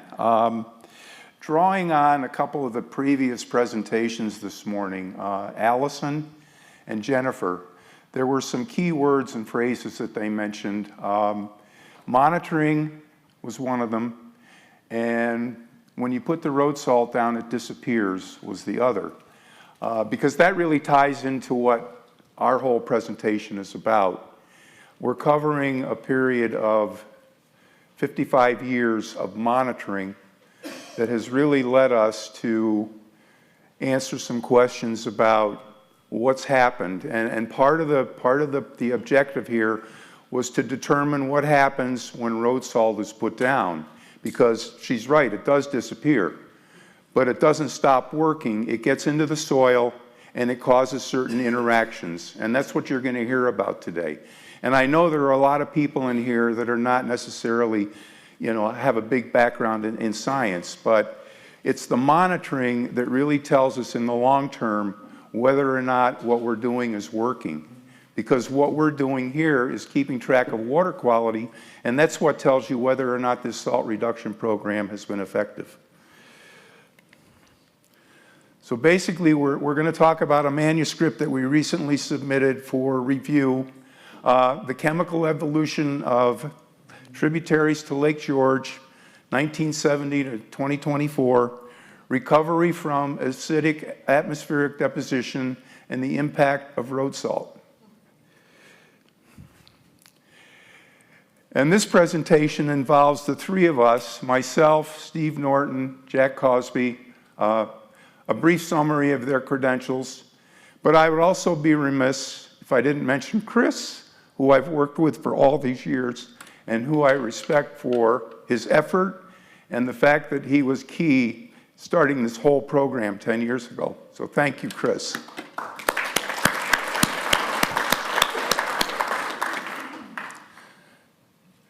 I also, because sometimes this gets pushed aside, but I just want to have a slide of acknowledgments. Because our story starts back in 1970. Someone named Wolfgang Fuß, who was then the head of the New York State Department of Health laboratory, the Environmental Science Laboratory down at the South Mall, and then the list goes on up through the present time. And there is one omission on this list that I'm very sorry about, but it's the Lake Champlain Sea Grant Program. So some of you are probably wondering, well, why are we talking about acid deposition? We're here to talk about road salt. And drawing on a quote from my colleague, who I just met 3 days ago, Jack Cosby, we have to understand all of the stresses that occur in a body of water before we can manage the current stress that we're trying to focus on. Our current stress here today is road salt. But acidic deposition was a previous stress on Lake George. We didn't see it impact the lake the way we've seen it impact the lakes and ponds in the Adirondacks, where I worked for most of my career. But it did have an impact because the acidic deposition was falling on the watershed, the drainage basin, and it was having an impact that was silent. It's beneath the surface. So the whole concept, watershed acidification, deacidification, and road salt loading to the lake itself overlapped in time. And these two phenomenon, these two stresses, disrupt similar equilibria in terms of their impact on the adsorption and desorption of ions in soil. Acidification is driven by the H ion. Salinization is driven by the sodium ion. H ion from acidification and the sodium ion from salinization interact with cations in the soil, specifically calcium, magnesium, and potassium, in a similar manner. So this is even more credence as to why we have to understand one process in order to interpret what's going on now. The journal we have submitted was submitted to, the acronym is STOUGHTON, Science of the Total Environment. The 4 co-authors, we evaluated 18 Lake George tributary watersheds that comprise approximately 39% of the terrestrial drainage basin around the lake. And over this period of 55 years, we had 4,000 plus data points that we looked at, beginning with the samples of Wolfgang Fuß when he did work on tributaries in Lake George during 1970, 1971. Our sampling strategy, and luckily for us, the sampling strategy of Wolfgang Fuß back in 1970, was to look at upper areas in watersheds that were not affected by any development, and lower areas, primarily very close to where the tributary would enter the lake, where there was a maximum of development and its impact. And having these two segments, unimpacted and impacted, was really what gave us the ability to evaluate these data so that we could say what was happening, the trends that were occurring, the magnitude of the changes, and the overall process. So acid deposition was really the first stressor, probably began sometime post-World War II. As I mentioned previously, the preliminary work in Lake George is the first indication of any tributary work in Lake George at all that I'm aware of. It was Wolfgang Fuß, 1970, 1971. The samples he collected in 1970 were just about 10 years prior to the maximum impact of acidification that occurred in the Lake George Basin. This is a map that shows the dotted line is the outline of the Lake George terrestrial drainage basin. The solid lines within the dotted line are the different tributary watersheds that we looked at around the lake. And as I mentioned earlier, they comprise about 39% of the drainage basin. I apologize for this busy slide. I hate it when people do this, but I did it myself. This is a table that's in the manuscript, but just to give you the basics, the far left-hand corner or column is the name of the tributary watershed. The ID number is the T number that DEC assigns to the tributaries around Lake George. The rows across the top show the different time periods during which data were collected. And then the meat of the table shows how many samples were collected during each of those time periods. And the numbers behind the number of samples are whether or not the watershed was sampled above, below, or both above and below. And the far right-hand column is the total number of samples we collected over that 55-year period. Okay, now I'm going to talk a little bit about climate change in the Lake George drainage basin. And in order to assess climate change, we went to the nearest NOAA, National Oceanic and Atmospheric Administration climatological station, which is located at the Glens Falls Airport, just south of here. And we looked at 55 years of temperature and precipitation data over that period. The graph on the left, what we did first of all was we separated the year into two periods. If you look at winter, at least in this area, winter is from when the first road salt is applied, generally in November, through April. And then we took the other period, summer, which would be May through October. Overall, there's been a 2.5 degree temperature change within the Lake George Basin during the past 55 years.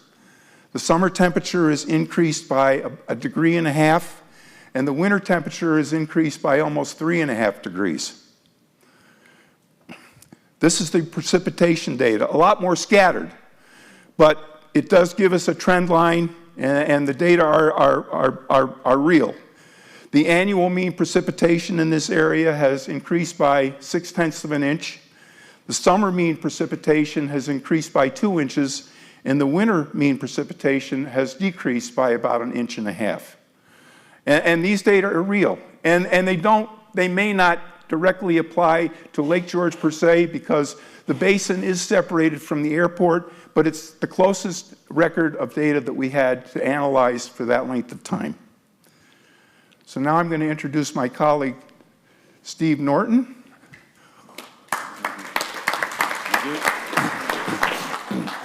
Oops.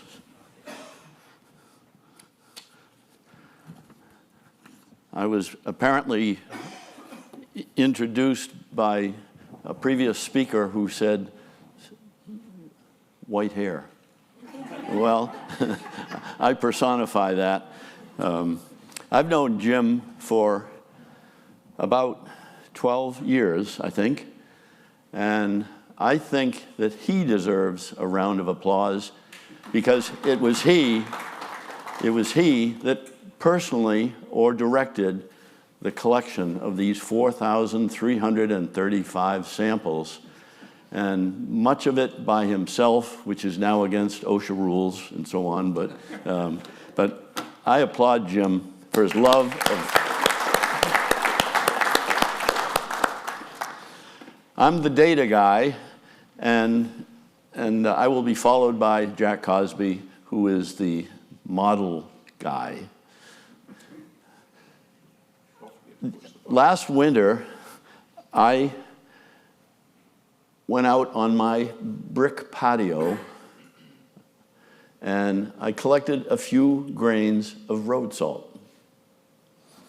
And there they are. And there are some curious right angles in the salt.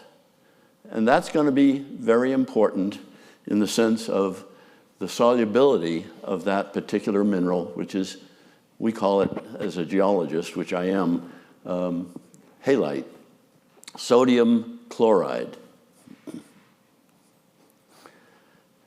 But first, I want to talk about the demise of acid rain, at least the sulfate part. So we had samples going all the way back to 1970, and you can see the time is marching forward on the horizontal scale, 1970 to 2024. And fortunately, we had Foose, and he was a very good chemist and a lot of data. And going back in 1970, there are samples from upper, unimpacted, and lower sites in 3 and 1 cases, respectively. This is a very complicated vertical scale. It's the mean of means, mean of annual means. So in the case of the uppermost brown dot there, there was only one sample that was upper. But there were 3 samples of different tributaries shown in green, and they typically had a little more sulfate. I put a linear regression through those, which you saw earlier in one of the speakers' talks. And so I thank you for setting the table for me. If you followed that, you should ultimately be able to follow this. But the green dashed line is drawn through, it's a linear line gone through all of the lower tributary samples that we have. And a straight line fits it fairly well. The brown line is all of the upper tributaries. And we have fewer of those, but still, we get a very high level of confidence that it is a linear relationship. So sulfate has gone from, depending on whether you're looking at upper or lower, from about 15.5 all the way down to 3 for the case of the lower,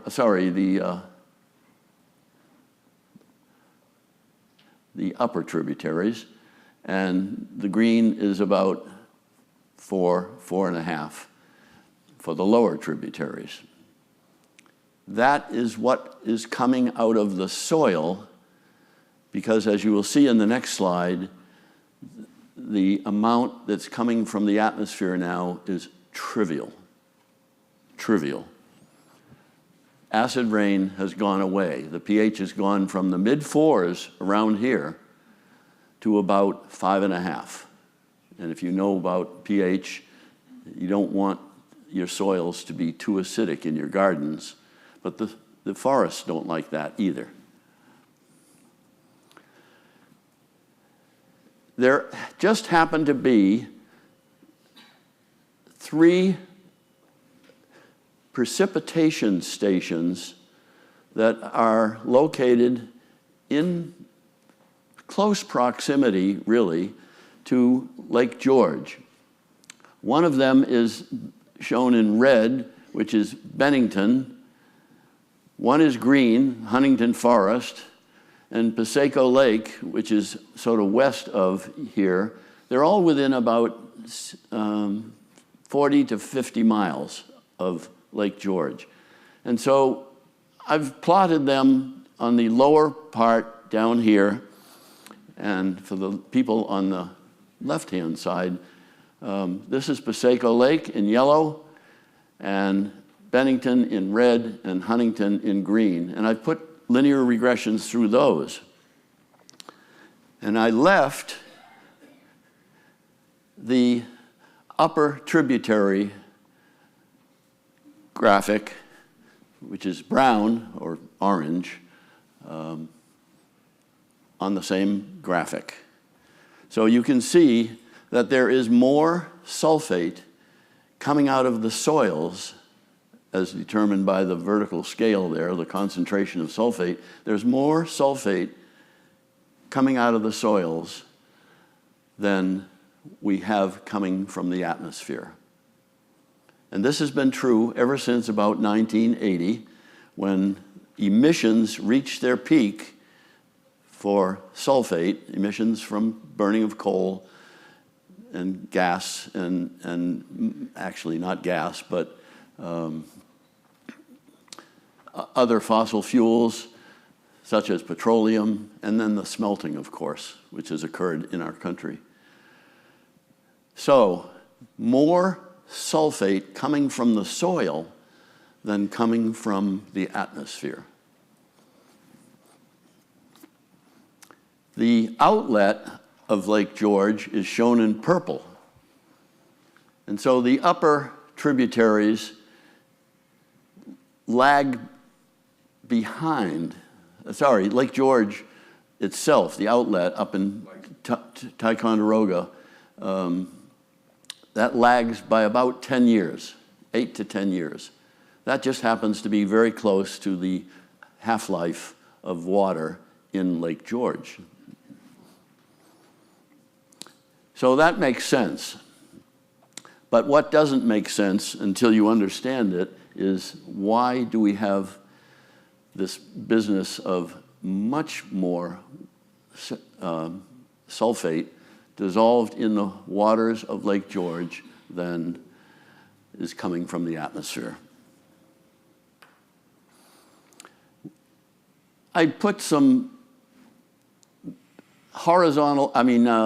linear equations on this map of quality, water quality, and I just arbitrarily said, I wonder what the sulfate looks like if we just connect the dots.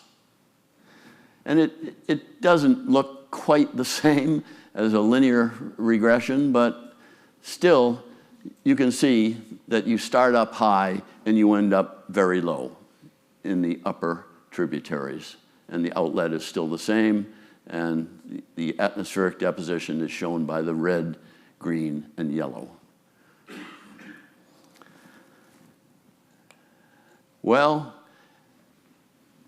here's the reason why we have little cubes of salt, because the structure of sodium chloride is such that we have big chlorides, and I guess I got to break one of these out.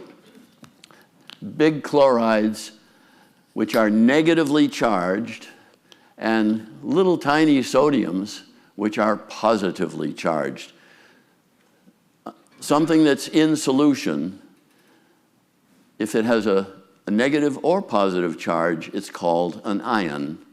So we've got positively charged ions and negatively charged ions, and we have to figure out what happens to that road salt when we put it into water, or when you put it together with snow or ice.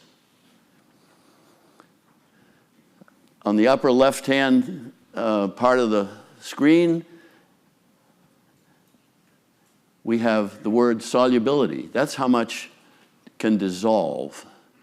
Well, the solubility of sodium chloride is about the highest of all the naturally occurring substances. And it just dissolves, as shown. Sodium chloride becomes sodium ion and chloride ion when it's in solution.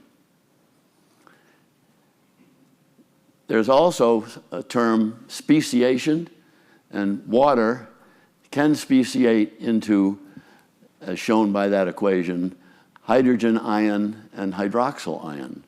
And if there's a dominance of hydrogen over hydroxyl, the product of those two, the one times the other, must equal 10 to the minus 14th. So if you've got a predominance of hydrogen ion in that water, then we say it's acidic. And if there's a dominance of hydroxyl, then we say it's basic. That's all for that. But here is a particle magnified enormously of soil. And within the soil, you can see a lot of little negative signs or minus signs. They're scattered all over the surface, and that's just the way of nature telling us that minerals, such as sodium chloride, all the metals are small, and all the other things, oxygen, for example, is negative and on the surface of that soil particle. And thus, we have an inner sphere of what is called exchangeable hydrogen and aluminum, forming a cover on a soil particle. That blanket of positive charge now attracted to the negative soil particle attracts sulfate and phosphate.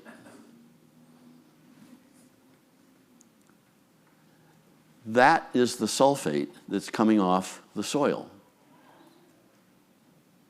So eventually, that soil will come back into equilibrium with the atmosphere, but the atmospheric deposition, which is collected by those 3 sites called the National Atmospheric Deposition Program, that will finally, well, that atmospheric deposition gets magnified because of what's called dry deposition, foliage, gaps in foliage, the type of foliage, and so on.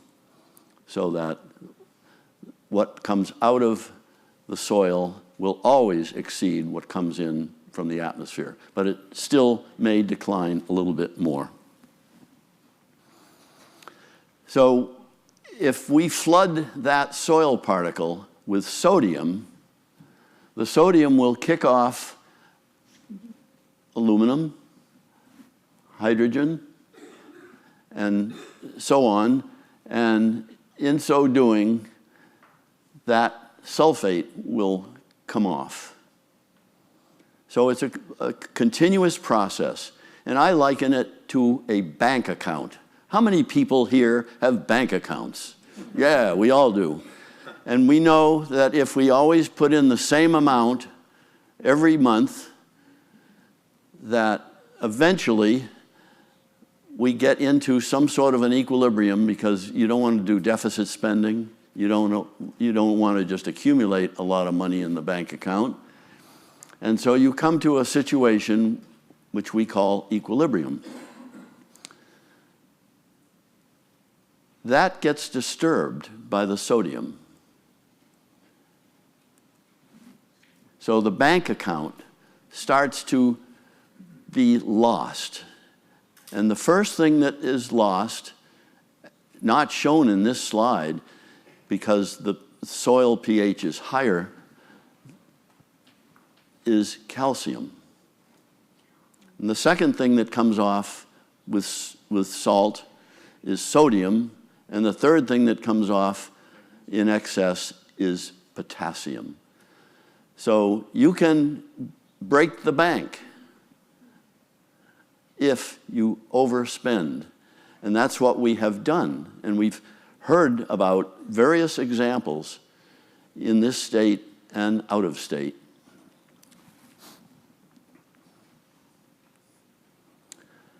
So here are some data from 6 lower sites plus the outlet. And I've changed colors on you to confuse you. But let's just look at one, the red one. Or let's look at the black one, because that's our poster child. In our publication, that's our poster child. We picked that one simply because there's a lot of data, and we have data going back to 1970 and so on, and abundant data per year. So the black line that you see going through, and note again that the calendar is down below, and the amount of calcium in solution, the units are not important, starts off at about 8. By 1980, it's up to 17. And by 2007, it's up to, well, 23. And then it crashes, and we are not sure why this crash occurred, and it crashes all the way down to 15, it wobbles around, gets a little bit lower, and then increases up to about 17 or 16, and then crashes again. Now, from 2016 onward is roughly the lifespan of your program for reducing salt. And I'd like to give you full credit for that, but I can't, and I'll show you why. I can give you a lot of credit.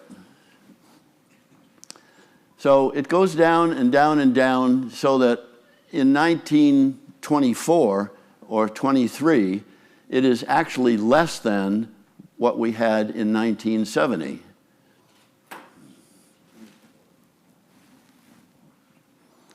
So they all show the same behavior. Some have more calcium, some have less calcium, some started out with less calcium and so on. But every one of them, I mean, the light blue one, for example, it's not much data, but it went through the same kind of excursion in time that is shown by all the others. Unfortunately, not every year was collected, and so there are no data for Indian past 2016 that involve calcium and time. The next three slides are identical except for the vertical scale. First, we have a difference in the symbols. In the lower left-hand corner, there's a rectangle. That rectangle includes all of the data collected at upper sites. So one could say that's almost background now, if we are recovered from acid rain. The next sample, and now they're keyed, I should say, to the inner box which shows time. So what I'm going to do is walk you around on this particular graphic and show you what happened to the amount of calcium, and each symbol represents a step in time. The triangles will give you a nice, interesting trip. So in 1970, in the little box there, the blue arrow goes from background, which we'll call it, for lack of a better term, but they're all upper sites, up to, it goes from an average of about 100, and it goes up to 230. And then in 1980, it goes up to a little over 400.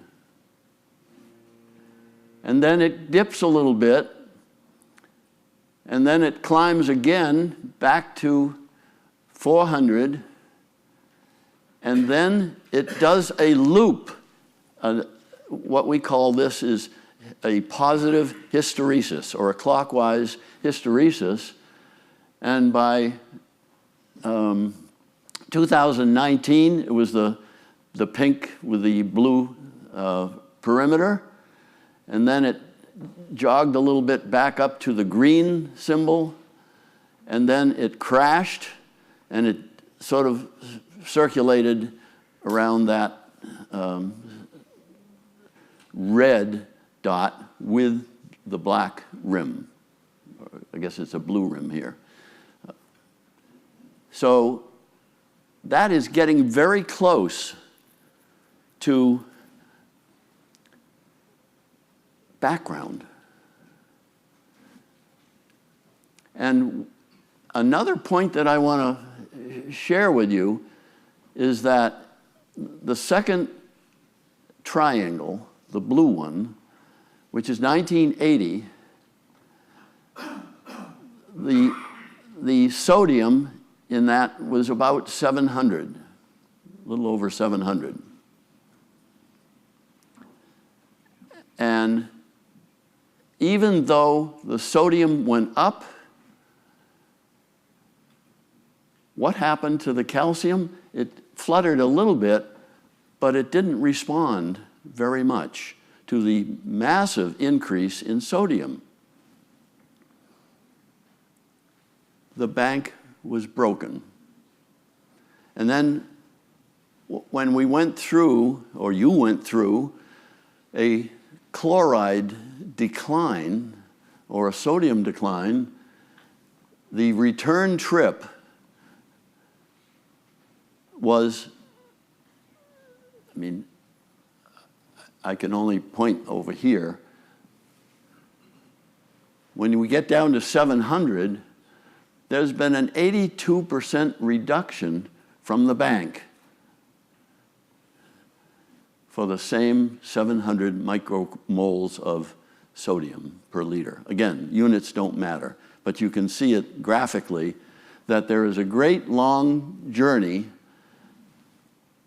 that ends up with a lot of sodium and chloride in the water. However, it's not the same soil. It has lost a lot of calcium, magnesium. 93% of the magnesium is gone from the bank account, and potassium. Now the lines disappeared, but you can see the pattern. So what we have in English Brook is typical of many other streams that have been salted, and we have essentially stripped a lot of calcium, a lot of magnesium, and a lot of potassium from the soil. Now, calcium is kind of important. Zebra mussels, you've all heard of zebra mussels, or you should have. Zebra mussels require about 12 or 13 or 11, depending on the life stage, I guess, milligrams per liter. All of Lake George got to 14.14 actually, I think it is, 14.14 milligrams per liter, the whole lake. And zebra mussels got established because somebody came in with a boat that wasn't properly washed. However, the calcium now is being diluted because calcium, I can back up 2, if you can do that. Yes.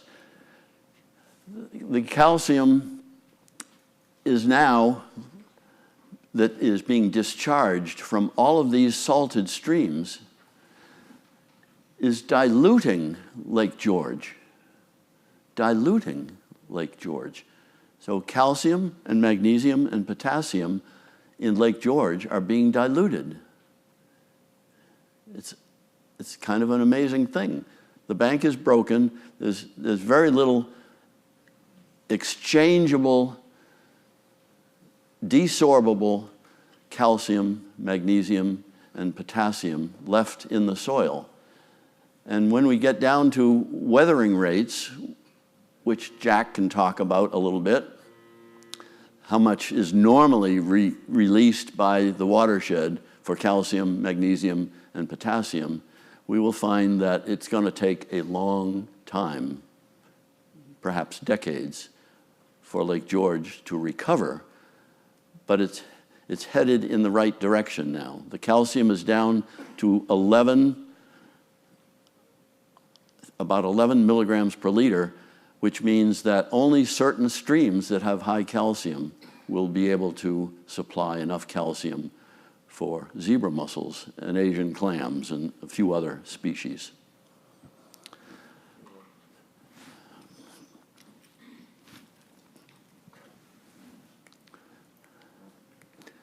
So I will now introduce Jack, and he will tell you about the recovery from acid rain, perhaps in just one sentence, but also the role of sodium chloride in working forward.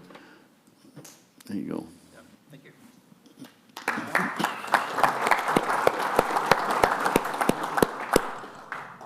Hello, I'm not, good.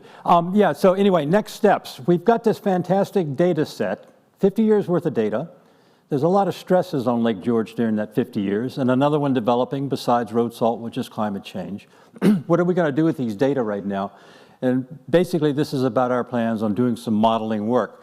Because of the way the sampling is set up, we can sort of look at the effects of the road salt applications in the lower reaches of the basin. Can I go forward? There we go. And the model that we're going to use to do this, because it involves soils, is a model that was used all throughout the acid rain program in the US and abroad, something called MAGIC. And just a real quick little anecdote. We named it MAGIC. It is an acronym. It means Model of Acidification of Groundwater and Catchments. But we wanted to hear the administrators at EPA saying, if we're going to solve this problem, we'll have to use MAGIC. And we did hear them say that, so, at any rate. So MAGIC, it is about long-term simulation. It involves soils. It can look at both inputs of neutral salts like road salt, as well as looking at acid inputs.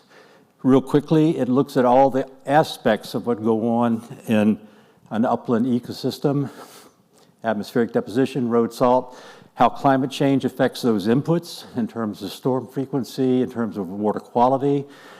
It involves land use, which is something we haven't really talked about. What affects the soils also is how that soil has been managed or farmed or forested or afforested through time. All of that goes into the model, and we have these really good data sets to try to calibrate that model to see what it means for the long-term future of Lake George as all of these stresses either recover from each other or start to pile on top. To start with, we've picked 4 test catchments to apply the model. Basically, we're looking at the 2 test tributaries of the DOT Route 9 North pilot program, so we can sort of look at reductions of road salt and see if we can begin to see recovery from road salt like we can see recovery from acid rain.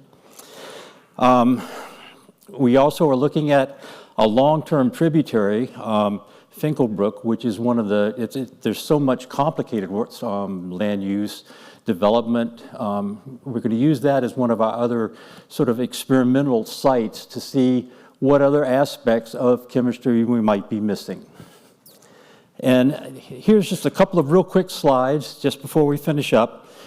Basically, the sulfate you saw, Steve showed you that, upper left corner. Those plots on the top 2 are all 18 tributaries. On the bottom is just the averages from the 5 we're modeling. So we've chosen 5 modeling sites that look just like all the rest of the tributaries. Sulfate, you've seen, it's coming down. Chloride, though, is very interesting. Upper right corner, that's all 18 tributaries. You can't put a single linear regression line through that. You have to break it in the middle, and that break occurs right about 2015, which was the beginning of Salt Summit. And it's been a steady decline in the tributaries all across Lake George since that time. The the black line on that plot, that's Lake George outlet.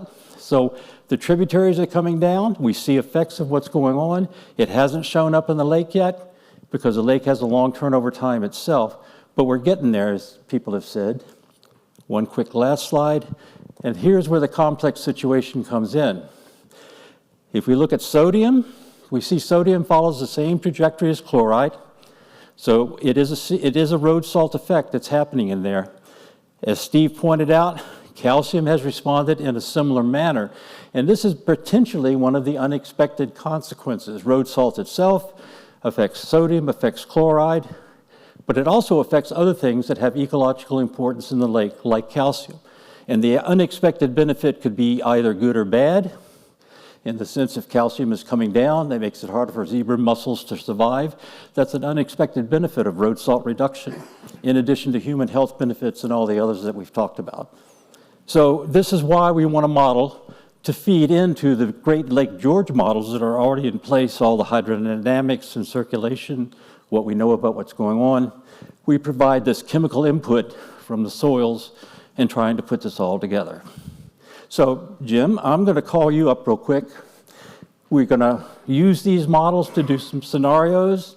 We're going to look at potentially the interaction between deposition and road salts. We can also use these models to look at how and how much road salt's applied. And it keeps coming up in the background, but what's climate change going to mean for all these plans in the future? More intense storms, less frequent storms, that affects salting, that affects recovery rates, that affects how the systems can be managed. So with that, Jim, you please come make our conclusions, if you will. Thanks, Jack. So just to reiterate some of the things that have already been mentioned in this talk, the local efforts have worked in terms of the road salt reduction program. So congratulations to everybody that's been involved in that, that's in this room.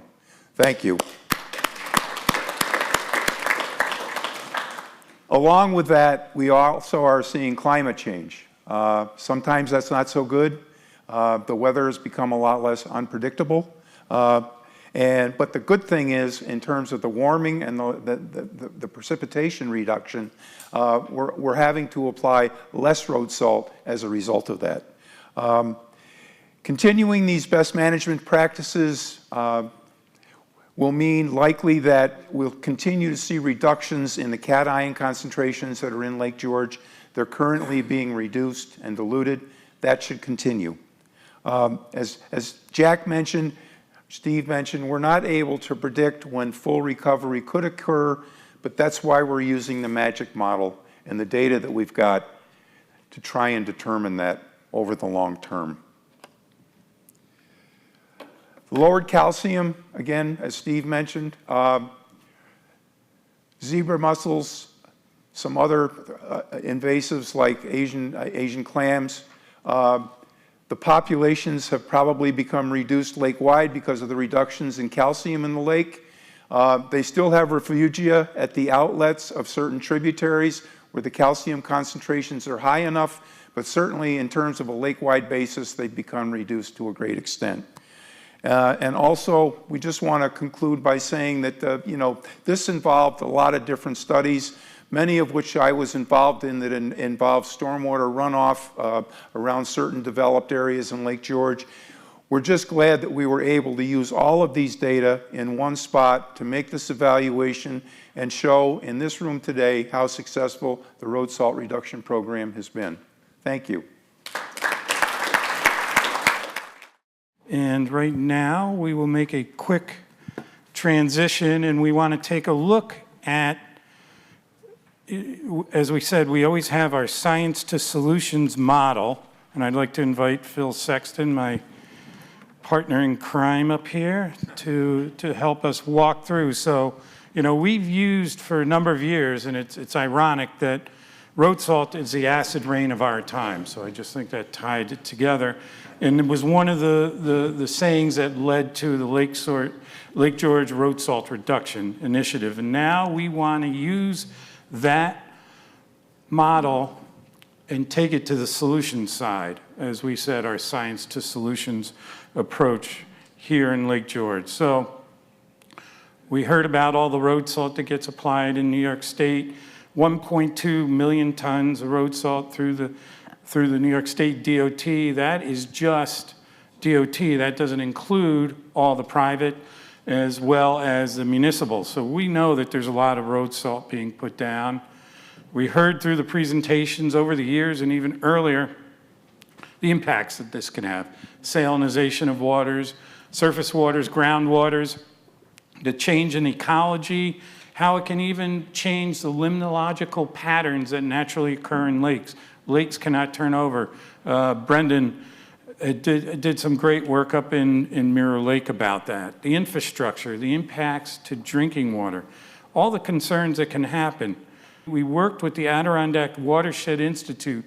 They monitored over 500 wells within the Adirondack Park, some along roads, state roads, some along local roads, some along no roads at all. And what we found is that there were impacts from the runoff from the roads and onto the wells, these individual drinking wells. We found that 60% of the wells were starting to exceed sodium guidelines. Even more concerning was corrosivity. So the chloride, as it gets into the water, becomes more corrosive. It can impact appliances in the house, but it can also impact older pipes, lead pipes. It can lead to leaching of lead into waters. And that is a big concern. Think of all these mini Flint, Michigans that could occur with the impact of this type of runoff. Then we want to take it from the Adirondack Park and zoom into Lake George. We're fortunate through the many years, all the studies that have gone on, all the data, as Jim has said, and we know that there are impacts and trends to the water quality of Lake George. A famous graph that we've shown over the years here at the summit, since 1980, chloride levels have tripled in the lake up to around 2015. What's even more concerning is those streams which provide 55% of the water to Lake George. Most think that it's spring-fed. No, majority of our water comes from our surface waters and our streams. And those run along our roadways. And those can pick up the runoff of sodium, the runoff from chlorides. Chloride levels in Westbrook, which is hundreds of feet from this room right now, have doubled since going back to that data set that Jim just talked about. We heard about English Brook, the north side of the village. We have roads that run right along English Brook, the Northway, State Route 9. We've seen chloride levels, again, double over this time period. And up in Bolton, Finkel Brook, the watershed, which has the Bolton Landing water supply, upstream to downstream, you heard that importance, 8-fold increase from the upstream to the downstream. So we can see, and our data has shown that over the years.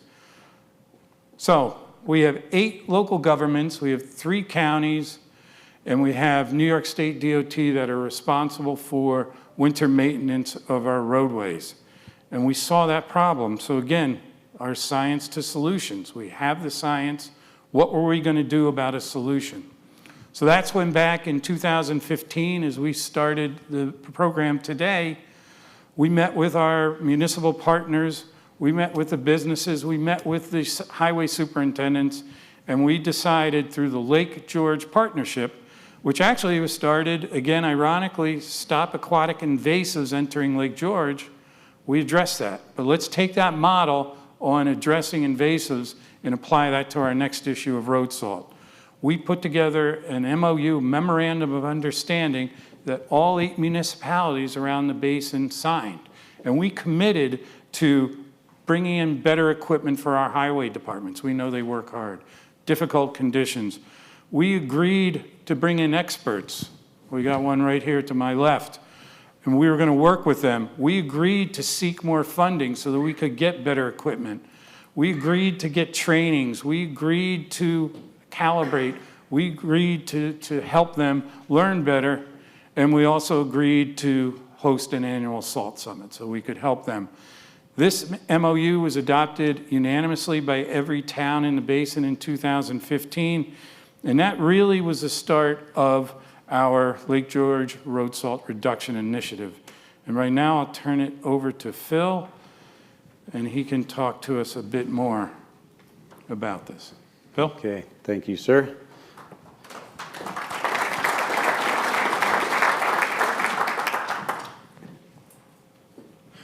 Good morning, friends. Been coming here every year for like 10 years. Wow. Yeah. It just gets bigger. Another vacation. Another vacation, right. And I'll comment on one thing. So expertise, I heard you become an expert after you die, right? So anyways, then you finally learned it all. But I think what we've been able to bring to the table over the years, you know, I'm a practitioner as well as everyone on our team, and what we bring is experience, and a lot of times experience comes with making a lot of mistakes along the way, and then you learn from it, right? Or at least you hope to. And so what we try to do is, you know, bring to the table, if you will, a system, if you will, a set of standards. And that's really what's evolved here over the years. So the genesis of what you've been hearing about SWIM, this is what I was looking to pop up here. This is really a genesis of taking the best practices and putting into a systematic model that then everyone can follow consistently. Before I move on, though, I want to actually step back for a moment, because this slide talks about 2018. I want to talk for a minute about what happened around 2014, 15 season. And I really just kind of showed up here because somebody called me one day, I think it may have been Chris actually, and just said, hey, we heard you're doing some stuff. Could you bring it here? And I don't even know what the stuff was at that point. We were just figuring it out, right? But as at one time the largest private user of salt in the country, I thought, well, gosh, we certainly have a pretty good idea of why salt's applied the way that it is. And then we were very fortunate here. I call this the epicenter. You heard me say it in a video earlier, but I always call this as the epicenter of where I think salt reduction solutions come from. I want to thank a few people first, though, and recognize a few people, because some of the people that really got us on the path aren't here. And I think that they need to be recognized. And I first want to start off by, there's a little inside joke, but because I've been coming here for 10 years, I've seen present for 10 years, and I've never had a presentation given to people on time, so it's always the morning of. So I want to thank Elise and Tim with the Lake George Association. This is the first year that Chris and I didn't actually have to make it, so we gave them the content. They kind of pulled it out of our brain, but that's why Chris and I, a little bit old school, we're still trying to figure out how to scroll. So anyway, the second is Brendan, interestingly enough, who's now leading this organization. I first met Brendan, I think about 10 years ago, and we worked together on Mirror Lake. And so we learned some stuff there too, including, I learned very quickly, Brendan had a funny stat the other day. What's the stat of how many barns Phil's been kicked out of? And it's probably just as many as we were invited into. But I do want to share, like, what everyone here moving forward and what other watersheds and what other parts of the country and the world really had to benefit is, it was a little bit messy for us at first, right? And it took us a few years to kind of figure out how to meet people where they are. And so I wrote down a couple of things here that I've heard everybody else say this morning that I just want to mention, but passion's a word, collaboration, action, which really leads to the deeply rooted, embedded issue and opportunity that's going on with road salt anywhere you look at it is it's culturally embedded. It's very much a people issue, right? It's a people, human behavior business that we're in, right? The technology, even the salt itself is just sort of it's extraneous to how do we help people change their mindsets? And that's what's so exciting about what's going on in this room right now is there's a lot of people here that over the years now have gotten really excited about this, right? And I think this is one of the most interesting issues that we can solve and we have been solving here. I also want to mention Rakib Omer with Viasis. He's in the back of the room. Rakib was very generous with his time, his business, in some cases his money, and really helped us to understand how to properly measure this stuff. And a lot of years ago, we used to talk about the black boxes and the cameras. The black boxes have really evolved, and I'll show you some of these as we get into this. But it's, you know, we started measuring really just a couple of routes back in 2015. And Rakib, from that point moving forward, Rakib, I think you may have actually measured more salt than anyone else on the planet, quite frankly. right? And that's really no joke. I mean, somebody ought to pay attention to really what Rakib and his business has done, because a lot of this beyond the training is you have to measure this, right? That which is measured can be improved. I also want to thank, though, then, back around 2015, you see the village and the town of Lake George. There was a guy by the name of Dan Davis who was working with a guy by the name of Rob Vopolis. Rob Vopolis is now here on our team, and I think he's probably worked with almost every municipality that's in this room now. Dan Davis was the highway supervisor at the time. He's one of the guys that kicked me out first. But then Maybe with some cuss words, too. A couple, yeah. I learned a couple new ones. Rakib was actually the smartest one and realized he could bribe him with Canadian whiskey. Remember that? And so Rakib's from Canada, and he came back across the border. And so sometimes that's what it takes, though. And so I want to share stories like that, though, because Vinny, thank you for the shout out earlier today. Shout out back to you, because between you and then Dennis Dickinson, who's no longer with us, God rest his soul, but they sort of helped us get past sort of the political barriers to say, yeah, we're gonna do this, we're gonna try this, and these are some of the people why the town of Lake George was the first municipality we ever certified in North America, right? And they've since been recertified. Rob Lamphere and Tim and their team, they're here. And they're keeping it going, right? And so that's what makes it sustainable. We had a couple of characters by the name of Tim and Matt up at the town of Hague, which I don't think they're here today, but they were the next level of adopters. And that's really what this has taken is we find one person, we find that passion, and then you apply a system to that, an easy way to follow it, and then suddenly we make progress. So today, we are measuring up to 50 salt routes versus we started with 3. And Rakib, again, has been very involved right from the get-go to help us do that even more efficiently. The black boxes have now evolved into something that looks a little bit like this in the cab of the truck.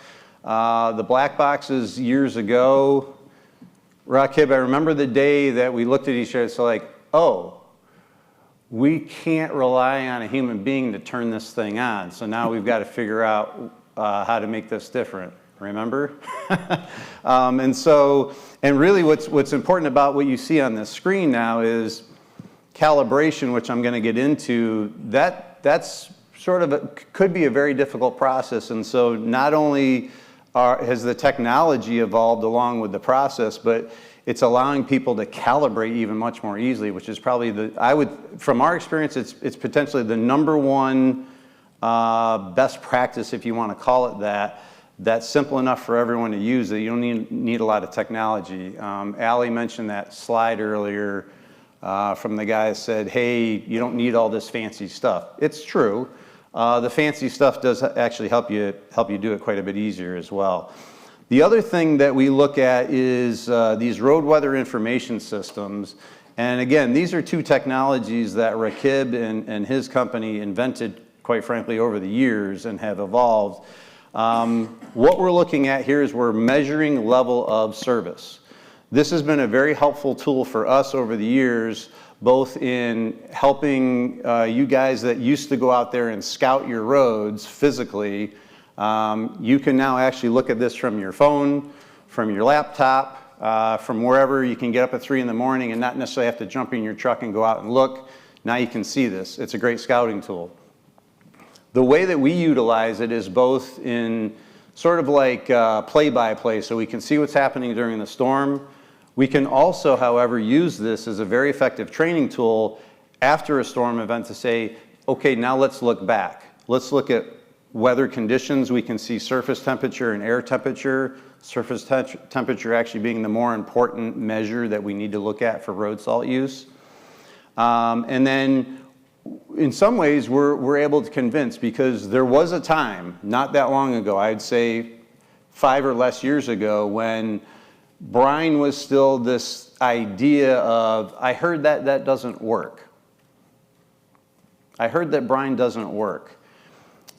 For anyone that's not heard me say this before, I'll say it again, and I'll say it 100 more times if you need me to. If we've been using road salt, we've always been using brine. And so, Dr. Norton, you just sort of pointed that out earlier with your four granules of salt, but it has to convert to moisture. So there's a reaction, a brine reaction that has to happen to then lower the freeze point of water below 32 degrees, right down to, we say 20. Once you get down to 15 degrees, then you got to be careful and start using something else. But the point being is the brine stuff works. And what's helpful for us is when we're using this type of technology, we can then prove it. So the proof case is really in the pictures, right? The proof case is really in the data. And that's where we've been very fortunate to be able to measure for so many years now, really about 10 years. Has anybody actually seen these up on the poles here? Yep. Anybody ever wondered before what they were? Is this on 87 at Warrensburg? On 87, no. And even if we did have one on 87, I wouldn't admit to that right now because DOT's in the room and they'd be mad at me. No, I'm just kidding. Joe, Rob, don't get mad at me. Anyway, so no, but there are some all throughout the basin. I think DOT has their own, and so you could talk to them about that. But no, these are actually wireless, solar-powered, cellular service. Rakib, what else should I tell them about it? These are going to help you get more sleep in the wintertime. That's probably more Amen. Yeah, I think some of the towns that have these. So, are you getting more sleep because of it? Yeah. Yeah. He ain't bugging me now. Okay. Yeah. So and so what's that got to do with road salt though? It's got everything to do with road salt because this is also a sleep deprivation industry. For those of you that aren't aware of it. So like the guys are in these trucks, the guys are looking at these cameras, whatever. Yeah. What's that? And gals. Yeah. Oh, sorry, Marie, you're right. Yeah, sorry. I'll fix that. Okay. But anyway, thank you, Marie. So the point being though is there's a lot of weird stuff that happens at 2 o'clock in the morning that drives road salt. There's a lot of weird phone calls that happen that drive road salt. So again, it's all very people driven. The other thing that we want to get into then is the calibration. So I showed you on the screen, there's ways to generally automate that process now or make it quite a bit easier. Back in 2015, we took our first stab at this, and Chris was there, Rakib was there, Rob Vop, if you're in the room, you were there. We went to Ticonderoga, Putnam was there, Dresden was there, Ty was there, Ticonderoga. And so this was our first stab at just doing some drop test calibration and even understand like how much is even coming out of the back of these trucks. And we were finding it was all over the map, right? I would tell you though, did anybody see the little video with Tim? It was Tim and Rob actually, but with the buckets. So each of those buckets is about 50 pounds of salt. We used to see about, in some cases, 800 pounds of material coming out of trucks. And so we used to see, a dozen or more of these buckets. A lot of these towns are now being able to sort of calibrate an application rate down to maybe about 3 buckets per lane mile. Think about that. So today we're involved with these calibration workshops, pre-season workshops, during the season, post-season. Calibration, for those who are just getting into it, it's not a one-time-a-season deal, right? It's pre-season, and then anytime there's a change in the material or anytime there's a change in the equipment. The change in the equipment could be it broke, right? Okay, got fixed, great, recalibrate it. Because it's not going to put out the same as it did before. And these are all things that we learned and we help other people learn and be aware of. That's the benefit of this 10 years. Today, we're now in a prevention mode, prevention of the bond. The prevention of the bond is happening primarily or most efficiently with brine. This is one of the first brine setups that we had more on the north side of the basin. I have to share this story with you too. So this is I believe this is Hague, but the reason I know this is Hague is because they couldn't get enough water, and so do you see the fire truck next to it? To the right? So this to me is, wins another one of the no excuses awards. So they could have just said, oh, we can't get enough water. They didn't take that as an excuse. So they actually collaborated with the fire department, and they had the fire department actually bring up a tanker truck and actually pump them, the right quantity of water. So the brine, I heard a couple, I've heard more encouragement over the use of brine. I've also heard more questions on it. And so I did some math on this last night because I was like, is that math right? But it is. So I want you to understand, brine is the magic formula there. By the way, I love the magic. I wish I thought of that. But the magic formula is 23.3% salt, or sodium chloride in this case, to water. So equate that down to 2.3 pounds per gallon. So think about this, for those that are not aware yet. So it's not an exact science here, but think about 50 gallons going down on a lane mile of road. Some folks have actually gotten it down lower than that, but let's start with 50 gallons. If you take that 2.3 pounds, mix that with 250 gallons worth of water. So I use 250 gallons because most of you can envision those white cubes that are tanks. Those are about 250 gallons. That's how much water they're putting in that. That's going to give you about 575 pounds of salt, which equates down to about 115 pounds per lane mile of salt. Compared to, if you see, one of these trucks with a tank on it, and eventually it's going to be creating these lines. Is everybody familiar with these lines? Okay, so this is the brine, and then it looks like this coming out of the back of the truck, right? By the way, this is Rob driving this truck years ago when he was still working with the town of Lake George. The reason I say this, because that bounce and scatter that we used to see when people were even putting it down before a storm to prevent the bond, and I'll explain more of that in a minute, we're getting rid of that bounce and scatter now. So now you have the same brine that you ultimately want down on the road. It's drying on the road. Those are the white lines. And then that's actually what's saving us. In some cases, you're hearing the 60, 70, 80%. That's part of it, right? Calibrating, you have to calibrate these too, and then there's other pieces of equipment that we'll get into. So I think just stopping right there though, just imagine this is this is actually the way of the future. So right now, we see a lot of these big salt hoppers in trucks, and then maybe one or two of these brine tanks running around. Now we're starting to hear about direct liquid routes, and I think what I would hope and what I think is going to be true is when we're here 10 years from now, mostly salt hoppers, a few brine tanks, it's going to flip. There's probably still going to be a need to pull the trigger on the granular salt tool, but this is where we should be going, and this is where we are going. Okay, next thing that I'll point out is, so I put this both in the prevent and the optimize category, but this is segmented plow technology. Years ago, we were talking about live edge technology. Where that came into play was, you saw this earlier. I'm going to let this play a little bit. This was actually my plow. This is the first segmented plow I ever purchased for my business years ago. It's still around, by the way. So this is the first generation of this model. But the first time it ever got used was for this video. And then it got used that winter in 2015-16. What's that? That's up in Bolton, right? This was at the Sagamore, yeah, up in Bolton. So I just want you to pay attention to, can everybody see the actual movement? I know a lot of you have these, a lot of you have used them, but it's very important because even in a parking lot setting, we don't realize how uneven a surface is until you see it in sort of a view like this.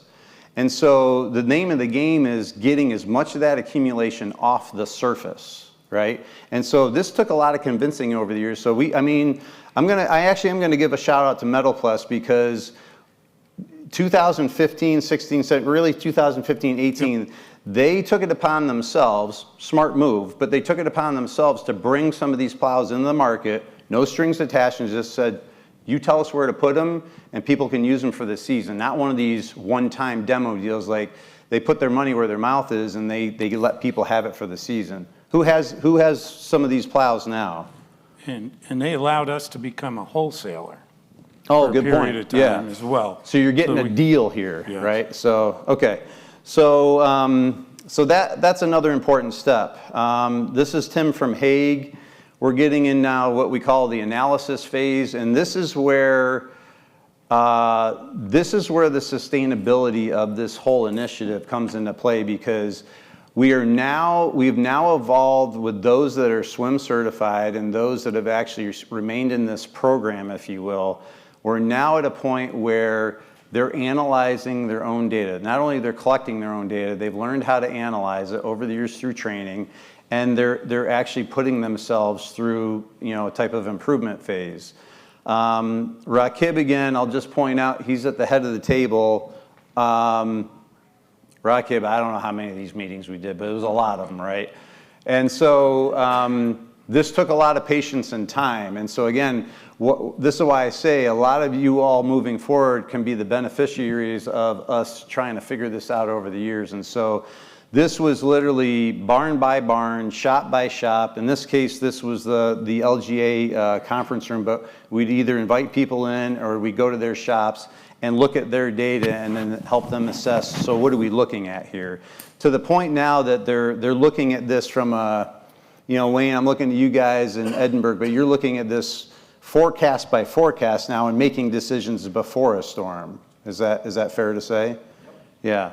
So, and I'm not sure, that was probably just in the last couple of years that you've gotten to that point. So in closing, I just want to say,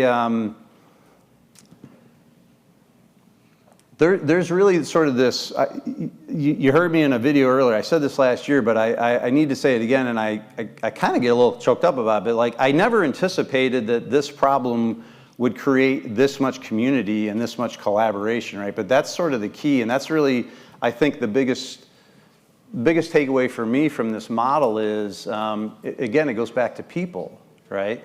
And so, Nicole, you said something earlier about like, oh, it's just exciting. You can feel the energy in the room, right? And this is something that, I'm very proud to have partnered with Chris on this over the years, because he and I really went through a lot of kind of consternation over the years, right?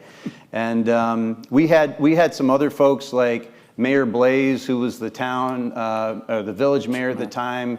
He's not in the room today, but I mean, like, a lot of people that really helped they had our back sort of behind the scenes, right? And I think that's part of what it takes now is take this model, do with it what you want, right? But it's something that I think, when I look at a room like to the right here now, this was at Washington County last year, but what's interesting about who's in the room is there's actually three different counties represented here.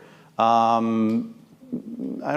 least a half a dozen townships in here, and so that didn't used to be a thing, right? And so that's again where this thing sustains itself, is when they kind of take it from us and then they kind of took over, right? And so that's the key. Last thing that I'll just mention and turn it back over to Chris is we have currently 4 municipalities that are currently certified. It's the town of Lake George, as we mentioned, they've been recertified. We have the 2 counties, Washington County, Warren County. We have Hague, who was one of the earlier adopts as well. They're in a recertification phase. And then it'll be exciting for me today. We're going to actually present some private property certifications at the end of the day. So that's, again, I think where this is evolving next. So I'll hand it back over to you, Chris. Great. Thanks, Phil. And thanks for all your hard work. We wouldn't be where we are without Phil and Rakib and the expertise. And you mentioned Mayor Blaze, wanted to thank him. It was through some of his leadership that we developed the Save Lake George Partnership. I remember a letter that he wrote to the DOT commissioner that helped prompt some meetings that happened down in Albany, and with the help of Rob and others, got to bring DOT in to bring in the pilot programs, and hopefully that we can move that along with the road salt initiative. So we heard about the practices, but so what's that all about? Is there successes? And with the SWIM, yes, we are finding some successes. So we'll first take a look at all the road salt purchases through the town since the program started. In Dresden, which is not SWIM certified, Rich Hobus is here. He works a lot with the Washington County, who does the brining around the town. They're pretty much flatlined based on their purchase records and how they handle that in the town. How do I get out of this? So I think there were bets on if I could scroll or not. And here we go. So now we're going to move up the lake to Putnam. Gary Treadway there, they're not SWIM certified. Again, work with Washington County and Deb and the folks there. They do a lot of brining, but we can see good trends in the town of Putnam. We'll now go down to the town of Bolton.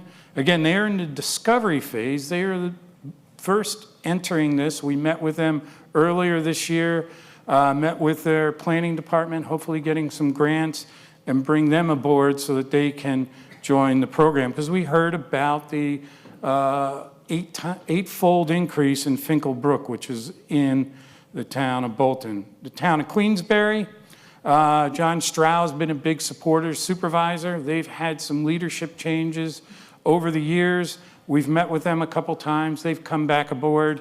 And I think with the support of the town, we're going to see more of a force, get some brine equipment there, and bring them into the SWIM program.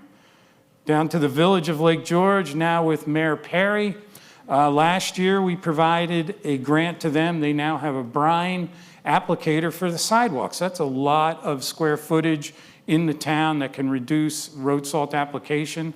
Part of the condition to get that grant was that they join and become SWIM certified, and they have entered the discovery phase as well. Now, to some of the leaders, the town of Lake George, again, mentioned Dan earlier and Rob Lanfear, the current superintendent. They've really stepped up, and here you can really start seeing the pronounced downward trend, which equates to the amount of salt purchased, which is what goes down on the road eventually. So we can see 2018 when they really started going with the brine, and we can see how that's dropped off. So they truly have been leaders. They are certified. Warren County, Kevin Hajos, again, they came on certified 2019. We were up in Lake Placid at the Salt Summit. And again, you can see that strong downward trend in the bar graph showing the reduction in the purchase. Washington County, Deb, and all the folks over there take a very proactive approach, work a bit more with the towns, work with them on the brining. And again, you can see that trend. Certified in 2021. And then, as I always like to say, the great town of Hague, which I just happen to live in. But the progress that they made, where they really started taking a look, using those cameras, even cameras inside the cab, to take a look at the roads, measure the residual, and that can also help bring down the amount of salt that's purchased. And in our little town, 50% reduction equals $65,000. So when you have a town of 600-700 people, that is really real money. So, but it's not just on the roads that we see it, we're seeing it in our waters. So this is from the Jefferson Project. I want to say thanks to Kevin Rose and our partners at the Jefferson Project. The Hague Brook, the only entity that maintains roads in that watershed is the town of Hague. And we've seen a 40% decline in chlorides there.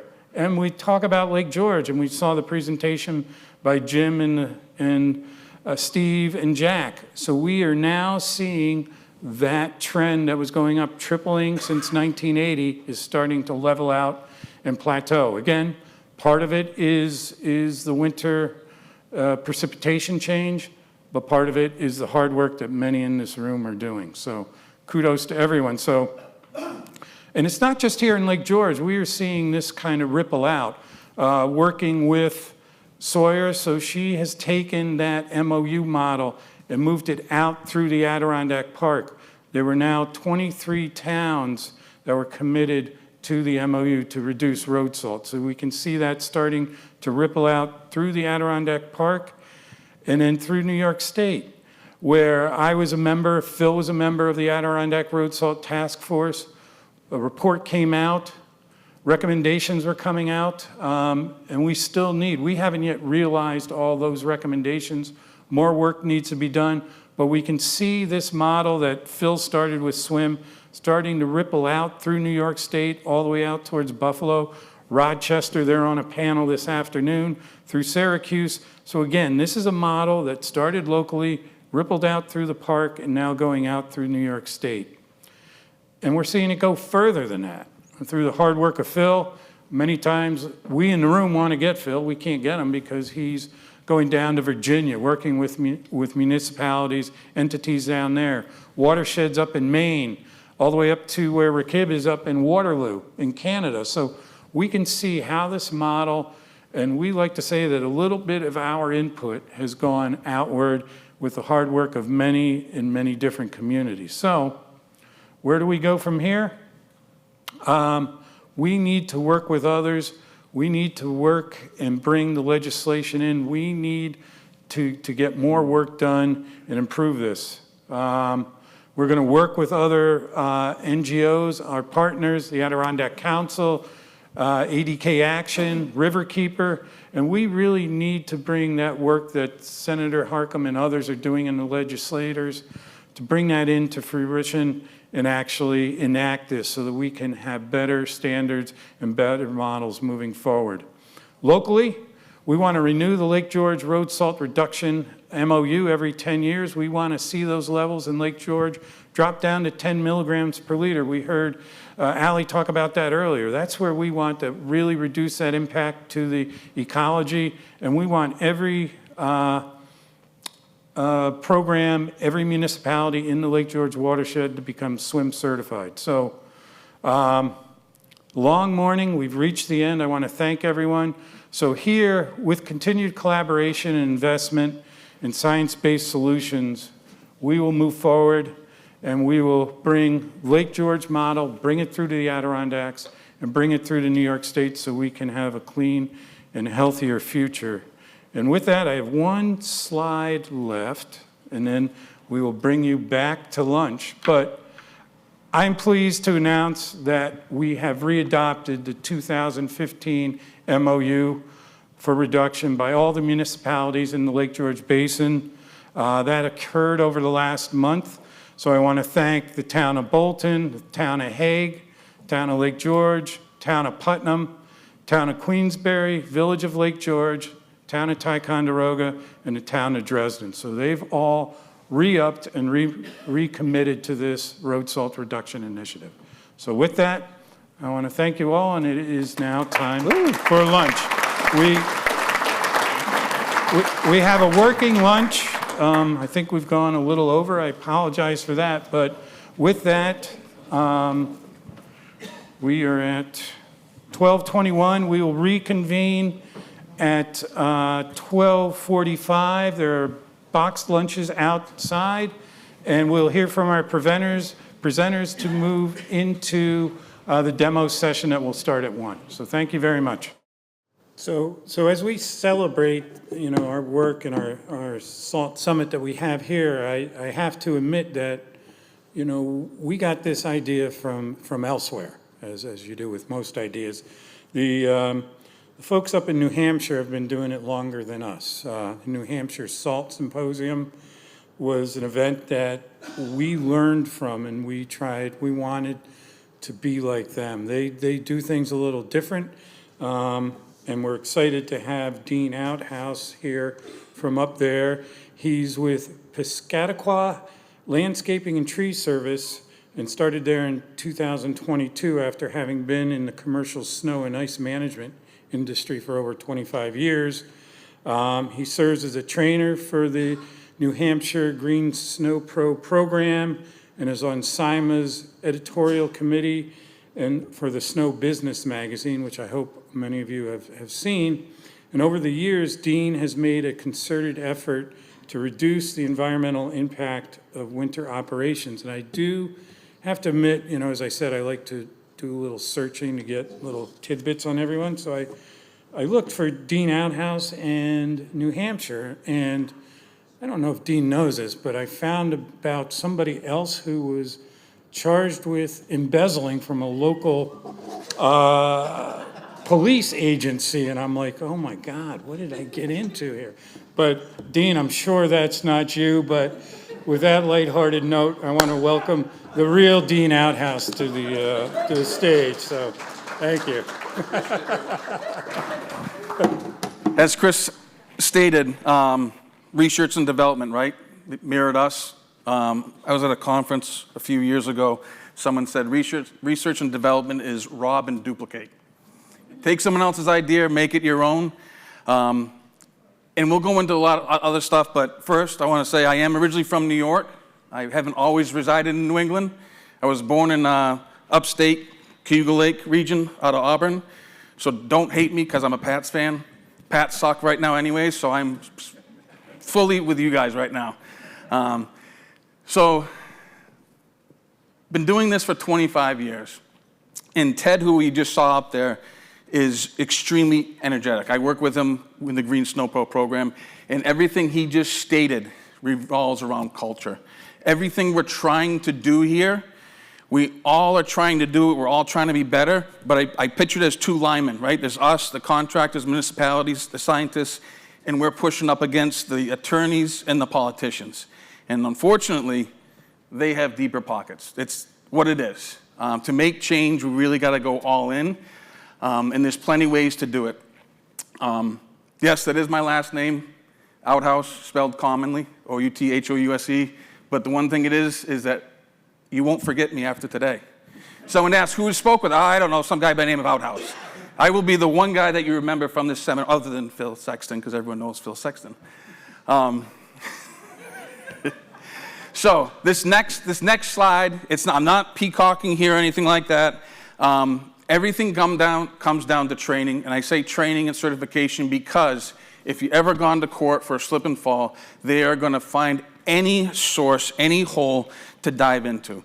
So continue to train, renew your training, do as much training as you can, but don't be overwhelmed when you come into something like this. Be jotting down all these ideas and want to come back into that first meeting, get back and just diarrhea on the table, this is all you want to do. Take one item from that list and set it as your goal, an attainable goal, what you can attain from these seminars and implement it. If you've done that, you've succeeded. And then move on to the next one, but you've already succeeded because you've already implemented one item from a seminar. So the next slide, obviously it's already what Chris already went over,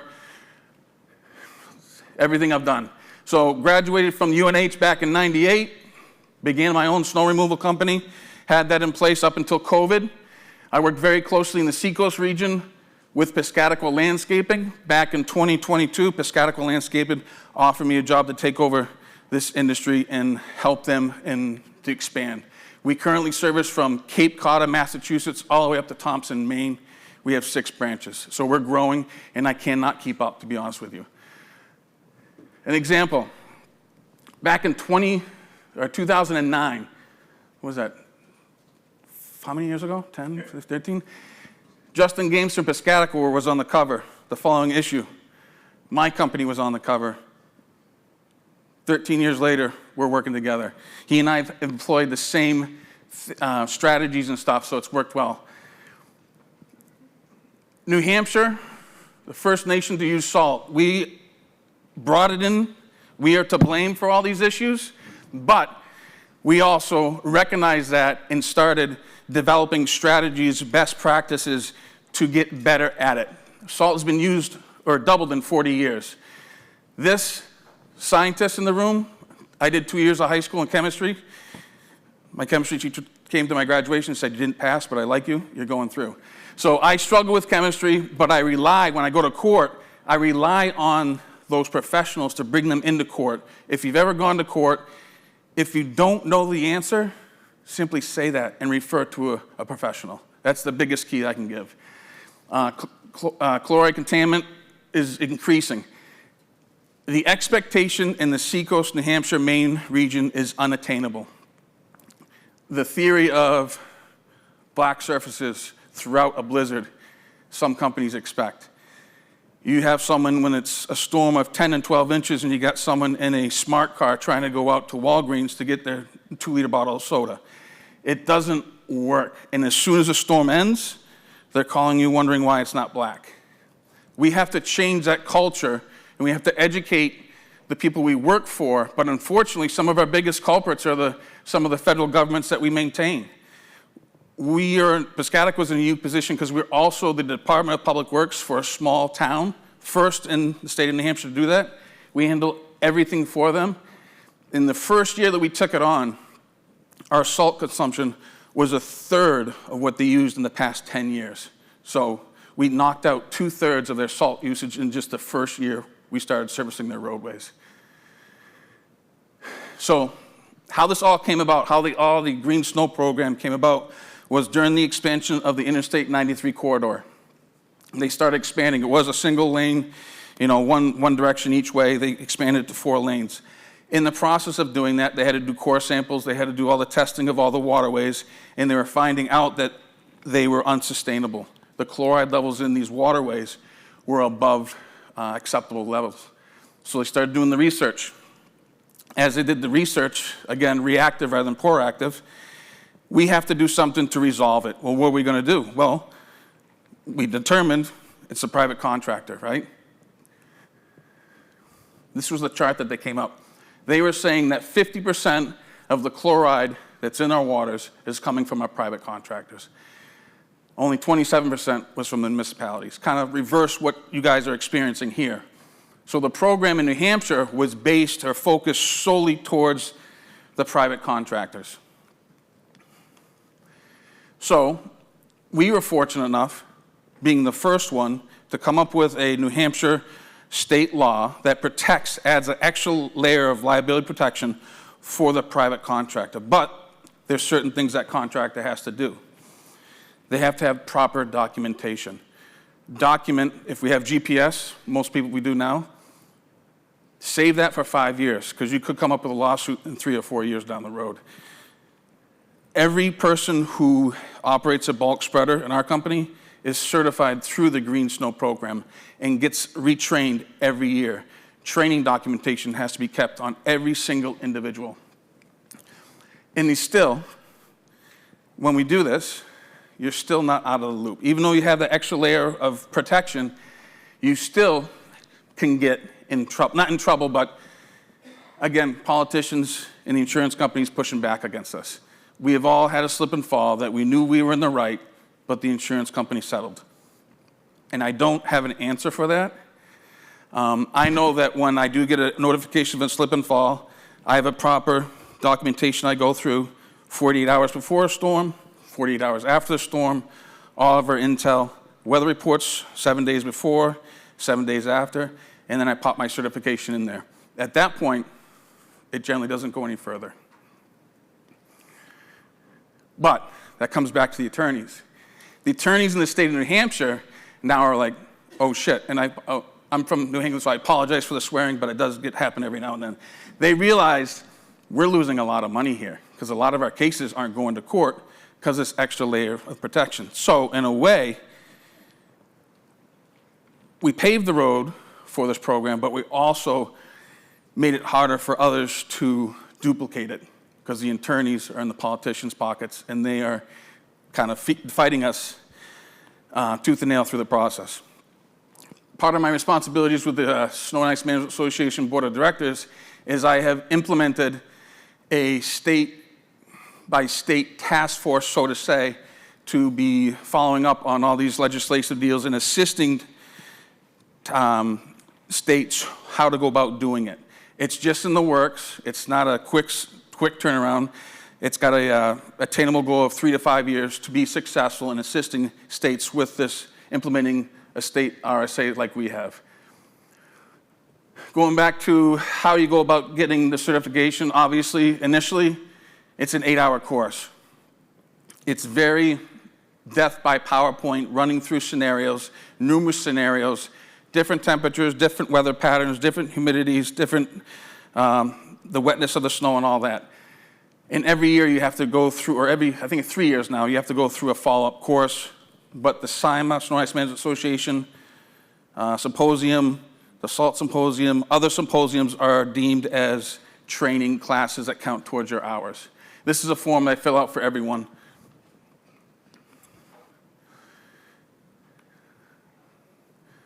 So in 2013, the first season we did it, we had 39 Green Snow Pro certificates.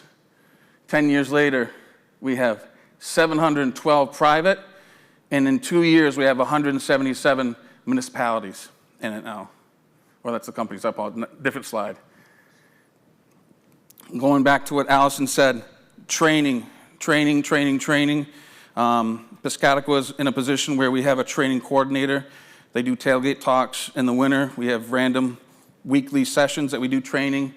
Everything's documented, and we try to send everyone to as much training as we can within the limits that we're able to with all the other responsibilities that everyone's doing.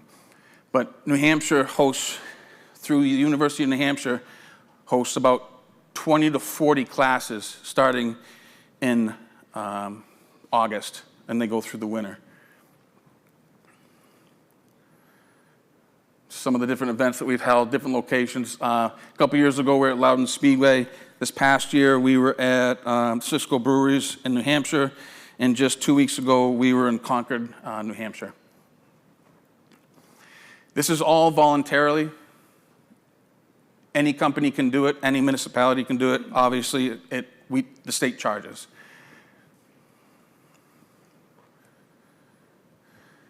So a couple of years ago, North Point, Rob, a friend of mine, he was the first one to go through this process. And this was our first success underneath the liability protection program.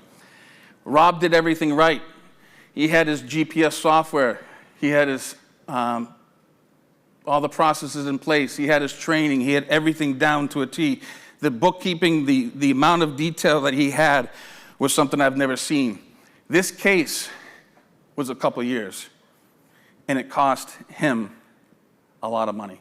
But it was the first time that the jury won this case with Rob. So it was considered success, but again, even though we have this liability protection in the state of New Hampshire, it's not a get-out-of-jail-free card. We have to be doing everything that everyone's talking about today. So that case was won approximately 2 years ago by the Supreme Court, one of the biggest wins for the Green Snow Pro program, and a reason why when someone hands in that certificate with all that other documentation, it generally doesn't go any further. But your insurance company has to be on board as well, which is one of the hardest things with less and less insurance companies providing insurance for winter contractors. It is a struggle. So that was a quick presentation regarding training with SIMA. We're hosting our event this year in Cincinnati. If you can make it, it's the 23rd to the 26th. Has anyone ever been to one? How many? Only a few? Well, if you can, it's well worth it. It's not so much the training, and Phil can attest to this, Nicole can attest to this, it's also the networking that you receive. A lot of these peer groups I do are with people in Canada, West Coast, Midwest, and if I'm having an issue or thinking of something, I'm going to call Tom in Chicago. Hey, I got this idea. He's like, don't do that. I did it. It didn't work. So the ability to bounce off ideas of people, not just in your jurisdiction, but others, is worth its weight in gold. John Crandall, for not the municipalities, but the private contractors, John Crandall has a book out that it's obviously not written by a professional writer because there's several mistakes in it, but he loves hearing about that. But it's fun to read. It's a quick read, and he touched bases on a lot of different scenarios that I encourage you to read it. It's only a couple hours read. All the proceeds that he has for this book go to charity. Not a single cent goes to John or J.C. Grounds. He donates a lot of money to the breast cancer awareness out of Boston. Again, regarding specific questions regarding the Green Snow Pro program, Aubrey, if questions for me, that's my information. Email me. Be more than happy to get you as much information as I can when I'm allowed. It may take a couple days to get it.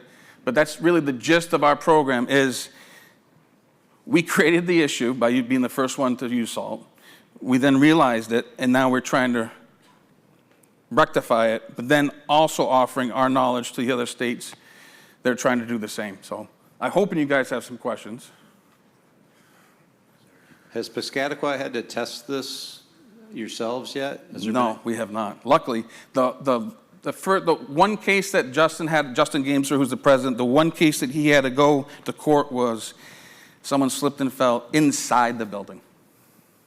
And the reason is because it was contract wording. And that's something I want to mention. His contract years before said the removal of snow as opposed to displacement. The attorney got him on, well, you didn't remove the snow, because if you removed the snow, it would have been wet inside the lobby. So it's true. It's insane. And Phil, right? Some of these things that come up in contracts, you really got to read some of these contracts. And these contracts that you get back from other people, black stuff out. I mean, I only really approve half these contracts. I'm taking a black marker and marking everything I can out, and then my contract states my contract supersedes yours. Do you agree? Yeah.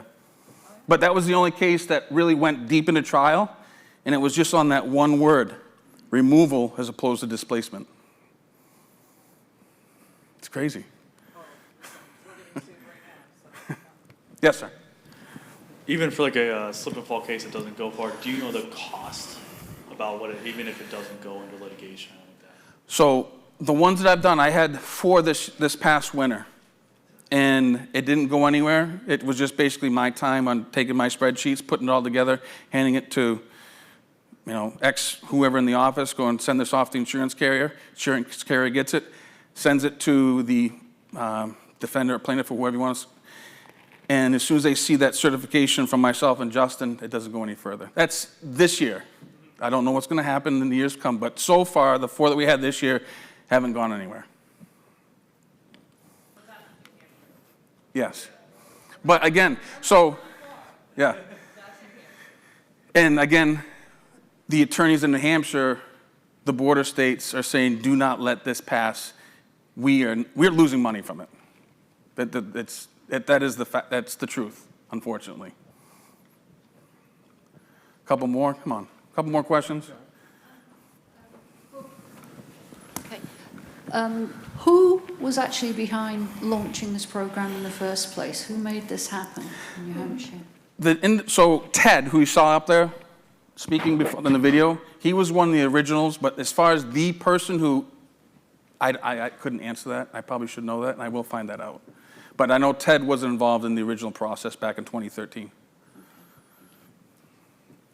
And the one crazy thing is that this is done by the state of New Hampshire, but in a bid contract for the state of New Hampshire, this isn't required to be certified. And I've been fighting for years to get any contractor who submits a bid for the state of New Hampshire be certified, and I've had pushback on that, which I don't understand. We have that. So for those of you who saw Smarterville Salt was up there, so I'm on the board for Smarterville Salt. Same program, New Hampshire Green Snow Pro, exact same as Smarterville Salt. Smarterville Salt is in Canada. Exact same program. I got the master's certification back in 2000. I looked up 2014. Same program, delivered a little bit differently, but we had it so that if you were to bid on any municipal contract, you had to be Smarterville Salt certified. Yes. Except they would, and which was great for the private contractor, because we'd be like, yes, that, oh, sorry. I'm afraid of microphones. But instead of allowing it so you had to be certified in order to bid on it, they would allow you to get it, which, anyone that wanted to bid on it could get it just to do that. But it's a great program for anyone who hasn't done it. So what you just said, how the wording is, a lot of the companies, the property management companies, word it just that way when submitting a bid. But I don't understand why the state of New Hampshire isn't requesting it or requiring it. And we're working on getting the same kind of protections in Ontario and Canada. because, you'd think it would be easier for us, but it's not. We did the same thing. We went down to Queens Park 2 years ago in October, and we're lobbying to get protection. But we got our what do you call it? I'm looking at you.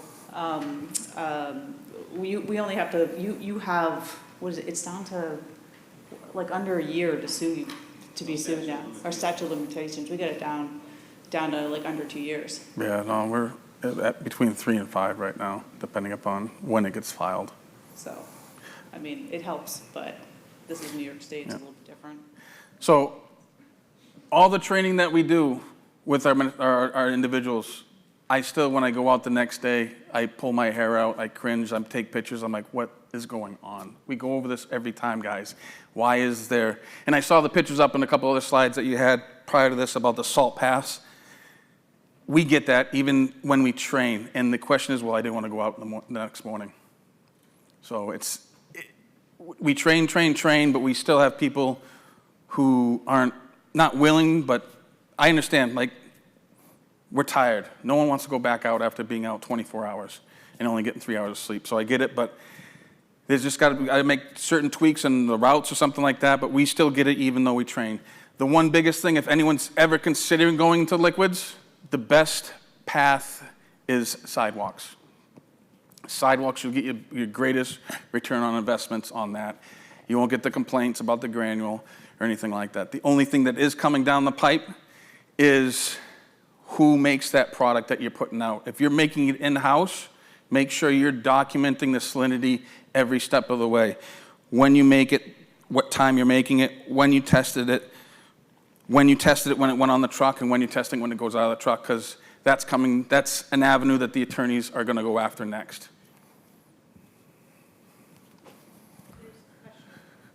So just a couple of questions. First of all, around training.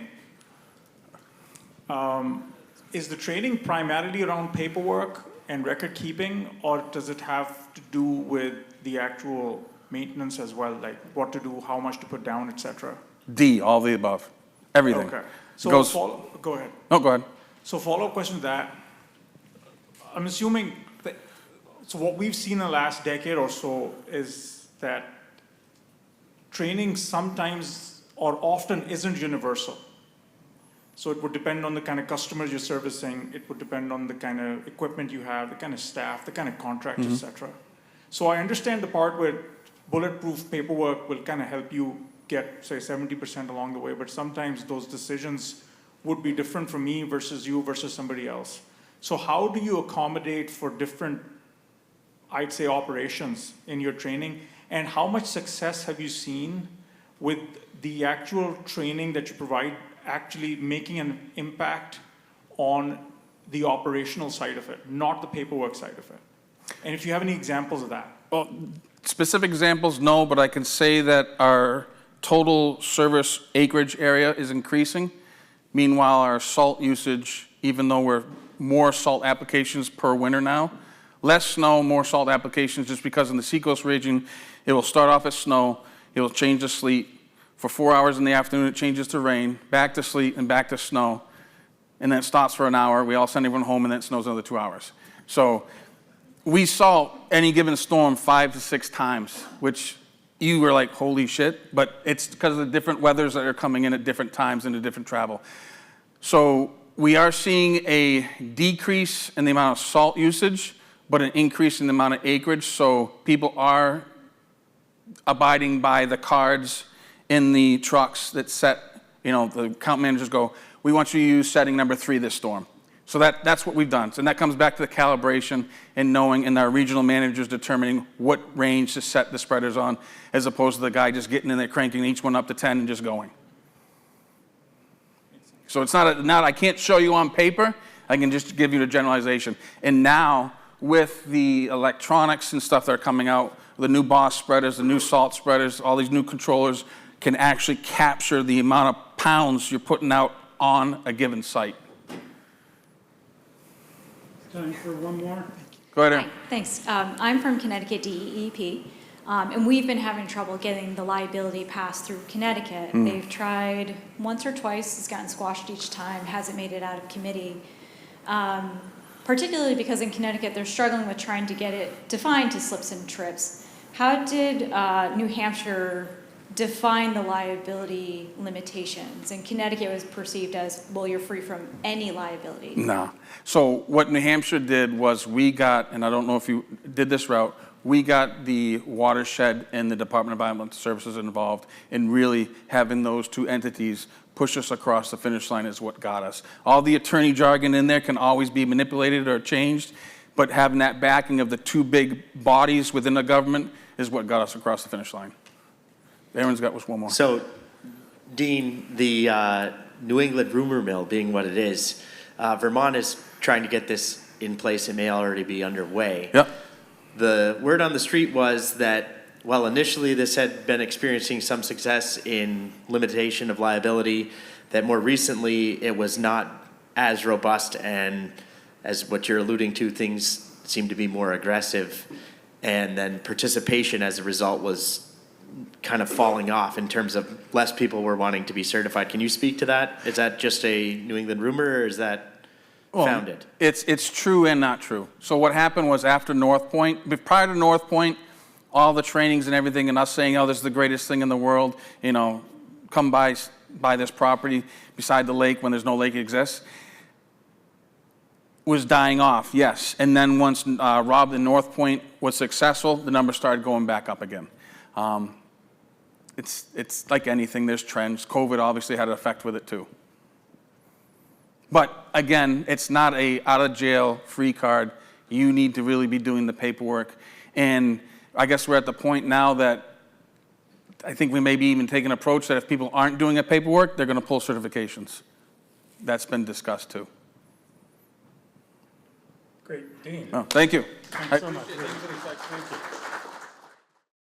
I'll invite Phil Sexton up, and he can introduce the panel, but, you know, Phil is, we all know him by now from today, but he's been a real force and a mentor for us here in Lake George. Has helped guide us, you know, introduced us to Rock Hib and others. So, again, we wouldn't be here celebrating if it wasn't for the work and guidance of Phil, who's you know, obviously a great partner, but also a great friend. So, Phil. Thanks, man. Thanks. Appreciate it. Okay, Marie, Jennifer, and John. Where are you? You're supposed to be sitting over here. While everybody comes up, by the way, for your question from Connecticut, I know a little bit about the Green Snow Pro as well, having worked with them really since the beginning of that. One small other fact that happened there was one of the House representatives that actually pushed the bill through at the last hour happened to own a landscape company. So that's how that happened. Do you know that part of the story, Dean? Yeah. So sometimes you just got to have a little luck too. So, but keep pushing. Okay. I have, and I'll go in order here of seating. So my good friend Marie McMahon, or how do they say it in Ireland now? McMahon. McMahon, right? McMahon, But Ireland. McMahon. I went to Ireland recently and we found out that that's how it's said there, right? Anyway, Marie alongside with her business and life partner Wes, who, am I allowed to tell everybody? Yes. That they just got engaged too. They've together cultivated a successful property caretaking business, both residential and commercial, in the Lake Placid region. They actually let me play around and plow some properties with them last year. That was fun. And the narrative of Marie joining Wes's pre-existing business in 2020 as a second career is a success story built on their shared values of authentic client relationships and environmental stewardship. So, and Marie and I have been, you'll hear a little bit more of the story, but we've been playing salt reduction and a little bit of almost chloride reduction at the Olympic Training Center. So I'm going to let Marie tell you more of that story. Next to Marie is Jennifer Clark. Jennifer and I got to be friends around 2020. 2020, yep. And Jennifer, was it two summits ago, earned, I created these little awards, but she earned the No Excuses Award. That's right, I did. And you're going to learn why in a minute. But Jennifer's a local here to Lake George, proud local Lake George. She's been working at the fort here since 2019, right? And during COVID, she led the hotel conference center to begin following the swim standards here. And so you're going to learn a little bit more what they earned here at the end of the day today. But Jennifer really took on the task of physically implementing some of these standards herself, so that there'd be, again, no excuses to anyone else on the crew doing it. We're gonna meet them here at the end of the day. Correct. And then John and I have actually known each other for quite a long time, but then John, when he moved over to the University of Rochester, John currently oversees the grounds department there with a team of 40 professionals there, and is responsible for maintaining a nationally accredited arboretum across 450 acres. So I know you're very proud of that, John. And in addition to that, there's a fairly comprehensive winter management plan that's been going on there, including following the swim standards, which we started implementing about 3 years ago. Yeah. John asked to get some help for that. So we actually started with the 41.5 acre medical center there. And then John has a crew that's also overseeing an in-house crew of, how many miles of sidewalk is it at this point? 35. Yeah, so 35 miles of sidewalk, in addition to managing many different contractors. Lots of loaders running around there, so it's a huge campus, and a lot of exposure to liability and other kinds of things there as well. And I know you've got something you want to share there with us on. We have one slide for you on this that we'll pull up at some point. So I just thought I'll let our panelists just sort of continue their story, and John, we'll kind of go in reverse order. John, would you care to start with your story that you shared with us the other day? Yeah. Oh, of like what kind of got me involved? Yeah. And that's, yeah. So I'm from Pittsburgh, Pennsylvania, and right outside of the area. Rachel Carson grew up, and she wrote the book Silent Springs. I don't know how many of you are familiar with that. As a second grader, we learned about that book. Our teacher read it to us and did the cliff notes, and it really just kind of hit me hard. My mom, she kind of had a horticulturalist background. So growing up, it was very important. We understood how important our waterways were and what we were doing. And I think out of college, I moved down south and I worked for a really large landscape company down there. And we were salting, all right? We were doing a lot of that. And it started to click. Something started to click with me that there was no regulations. And in the DMV area in Maryland, I actually had to have a license to put down fertilizer, even granular fertilizer. And I was like, well, what are we doing here in the wintertime? And I don't know if we ever want to get to that point, because then people will just do it without a license. And just from hearing today, I started to realize I think I'm learning a lot. But we're kind of doing the same thing as DDT. And then we learned DDD was kind of what was better than DDT, and it was the same issue. And I just feel like we're at that brink where we haven't bridged that gap yet, but there's something there that I think we're doing that's really wrong, to the point where reversing that is going to take a lot more. And there's not really another product that we can use that's reasonable. So thresholds need to be adjusted. And as you mentioned, attorneys need to understand that we can't chase ambulances, and there needs to be some type of coverage, or else we're just going to keep doing it. Or private contractors are going to lose the ability to be insured. And that's what's driving up our price right now. We're lucky we're self-insured at the university, but it's tricky right now. And I just feel like we're going in the wrong direction. What's the reason, John? So it's interesting. We started deploying the swim standards at the medical center of all places. So if you can think of one place that's probably highest exposure to liability risk, you don't want any slip and falls. What made you decide to start there? So we, back in 2019 when COVID hit, we used to contract out all of our hard surface plowing, except for the sidewalks. That was our team took care of. When I was there, there were 14 of us. So we have been growing that department. And COVID actually, we were not allowed, the university was like, yeah, maybe we should bring stuff in-house. What's the cost analysis? How much more will it cost us? What's the liability? So as a team, with those 12 individuals, myself and our supervisor, we determined, like, let's go with the hardest place. Like, I don't want a contractor doing that. That's where we should be. So that's where we started. And we started out with not having any salters. So I think that was one of the best parts for us, is we were able to say, if we're going to do this, and we were given the right amount of time and the funding to do it, it was essentially ended up being a zero cost because we took our contractor cost. Brian was there. I didn't really understand it, but I knew I was going to have to understand it. So that's what we started doing. So that's when we started looking at units that would kind of be all in one, the brine, the salt, the pre-wetting. And then we started to learn how to make our own brine. And for us, it was like, well, if I'm doing this, I'm going to reach out to Phil, because if we're going to be doing it right, I might as well get accreditation for it.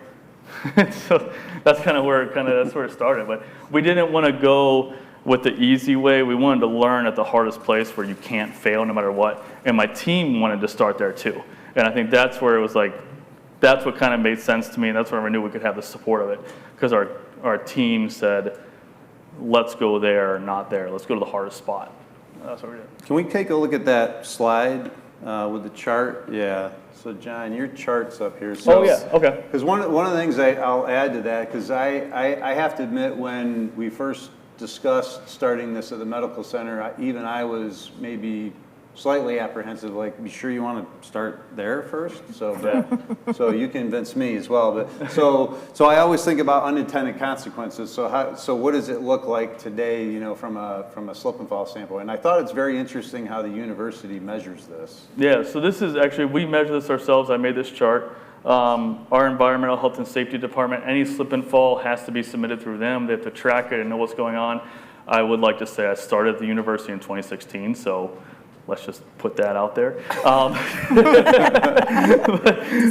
This is a very unique chart where actually what this doesn't show and what we have is background data here. As you can see, obviously the trend is good, or else I wouldn't share it.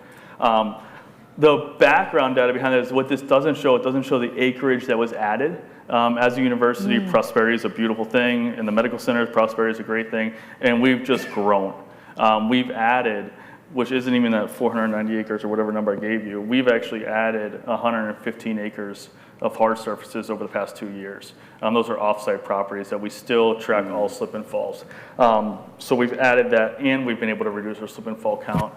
What this shows is, and I saw a lot of data up here, and it's funny, you try not to poke holes, but sometimes it's out of respect. You could say, yeah, last year I used 40% less salt than this year. It's like, well, how much snow did you have? Did you measure your amount of snow that you actually had? Or how many events did you have?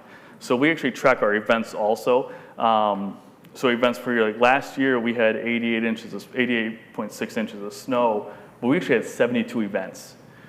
What do we count as an event? That's when we send the team out. It could be 4 people, it could be the whole team, but we count every single event also, because as you guys know, I mean, you can have a 20-inch snowstorm, and hopefully you only salt it 3 times, maybe, if you're lucky, because you're just plowing. Like, you're not catching up. If it's a 2 inches an hour, an inch an hour, what are you salting? You might be salting like that hill, maybe the unsafe areas. So that's what we actually. So this data is good, but we have more data that shows how many events we have, along with our salt usage is based on the year, right? But we're looking at, well, how many events do we actually have and how much snow do we actually have that fell? So I take this information, then I add the other information to see, did we actually reduce our salt usage? Or did just the environment reduce it for us? So where would you say, what's the number one, call it best practice or policy that you'd say is giving you the biggest bang for your buck right now, salt reduction wise? If it's snowing, our team is here. We're not waiting. Okay. And that's been the biggest thing for us. So it's response, actually. Yeah, a response. If we're behind, I think we all know what the trick is whenever you're behind to get caught up. Turn the salter up, drive as fast as you can to get it down. our job, if we know, and I think one of the best things is weather forecasts are fairly accurate. Like, you're not really, I mean, we've woken up a few times, we're like, shit, it snowed. Sorry, I'm not from Massachusetts, but I can still swear, right? You're like, oh man, it snowed. And it's just one of those things, like, we have lake effect a lot, and that does definitely come around and get us. But we have 24 coverage, so we always have somebody at the shop, and if it's gonna snow, we know. We also have cameras, which are great.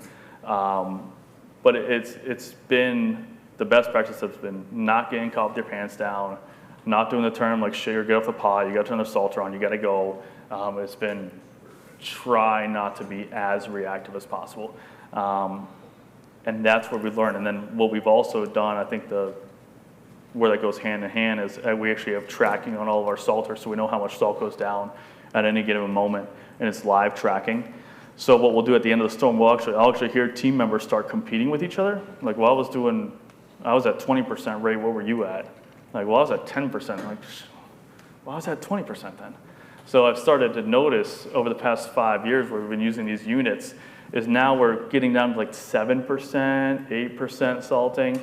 And that's no matter how much snow's coming down. Well, I don't want to say it that way, but you guys know what I'm saying. Like, they've been able to do it because we're plowing first, no matter what. We're not salting away snow. And I think that was one of our biggest wins is really, to manage it, you need to know the numbers. You know, you can't really manage it without knowing the numbers. So that now it's active data that the team can look up as they're going to, like at the end of the storm, they can look up that information, but they see it right there on the dash, so they know what they're doing. And that's been, I think, where we noticed it goes hand in hand. Awesome. Thanks, John. Yep. Breathe. Jennifer. Yes. Okay. Why don't you share us a little bit of your story? How we getting started into this? here at the fort? Yeah. We started with a lovely little push behind a piece of equipment that Phil brought us back in 2020.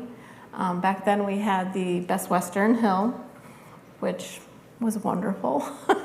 Anybody knows this hill, but it's, you know. It's the one right off the Northway, and it kind of goes up, but we always had problems with our guests getting stuck on the hill, going in and out. So Phil got us this piece of equipment after my first summit, and I went with it. Had I known it was going to be pushed up a hill by Jennifer, I would have tried for something better, by the way. It's all good, it's all good. So yeah, I went with it. And since then, I've been coming to all the summits. In 2023, we invested in a small 100-gallon tank from the Ice Depot. We have it on the back of our gator, and the guys try to get down the treatment before the storm comes. And we have noticed a difference in, you know, it all depends on what kind of snow we get too. Last year was a very wet season. But otherwise, it's been doing good. We've moved on to make sure we get the parking or the sidewalks treated with the magnesium. We have somebody go around with the hand sprayer. So we are using the different types of brine to make our property safe. Oh, you mean you're actually the chloride-free brine Yes. you're using? Yeah. Yep. So that's the potassium formate. Yeah. Oh, you are? Yep. Yes. Yep. Yep. Oh, wow. Yeah. Yep. Works well. So, and what difference have you seen there with the use of the brine on the sidewalk? Anything? I think the guys are noticing that it's not building up as much ice on it. I'd have to ask them what they noticed last year. Yeah, I know that one issue y'all had too was just tracking material in the building, and that seemed to Yes, have we've rectified noticed the tracking of the salt into the buildings, into the tile, into the carpet is decreased. And I was here meeting with, I saw some of your team is in the back of the room here. Hi, everybody. We talked a little bit also, maybe you can help represent, but we talked also something a bit more that I wasn't aware you were implementing more, which is broom technology. Yes, we are utilizing the sweeper on our Kubota, and a good portion of our snow removal is done with the sweeping. Okay, yeah. Can you help, or if anybody there wants to describe to you, can you help how that? So where we're talking about though is really right outside in these parking lots here. So it's kind of an interesting example of. So I heard that you're actually using the brooms in the parking lots. Yes, so. in the parking lots. It cleans it right up good. Yeah. Yep. Yeah. So is there brine going down before you're brooming, or how does that work? Usually they try to get it down, like if we know there's a storm coming in, like 6 a.m., they'll try to Okay. get out there the day before and get Yeah. a layer down. So you're actually putting it down with your little 100-gallon Mhm. sprayer, yeah. And that's in the back of a UTV? In back of a John Deere Gator, yep. Yeah, okay. How often, I'm curious, how big's the parking lot? How often are you filling that up? Michael?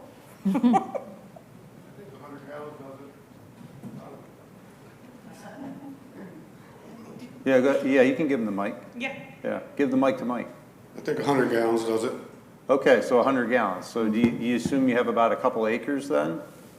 Yeah, and then, yeah, go ahead. I'd say a couple acres. Yeah.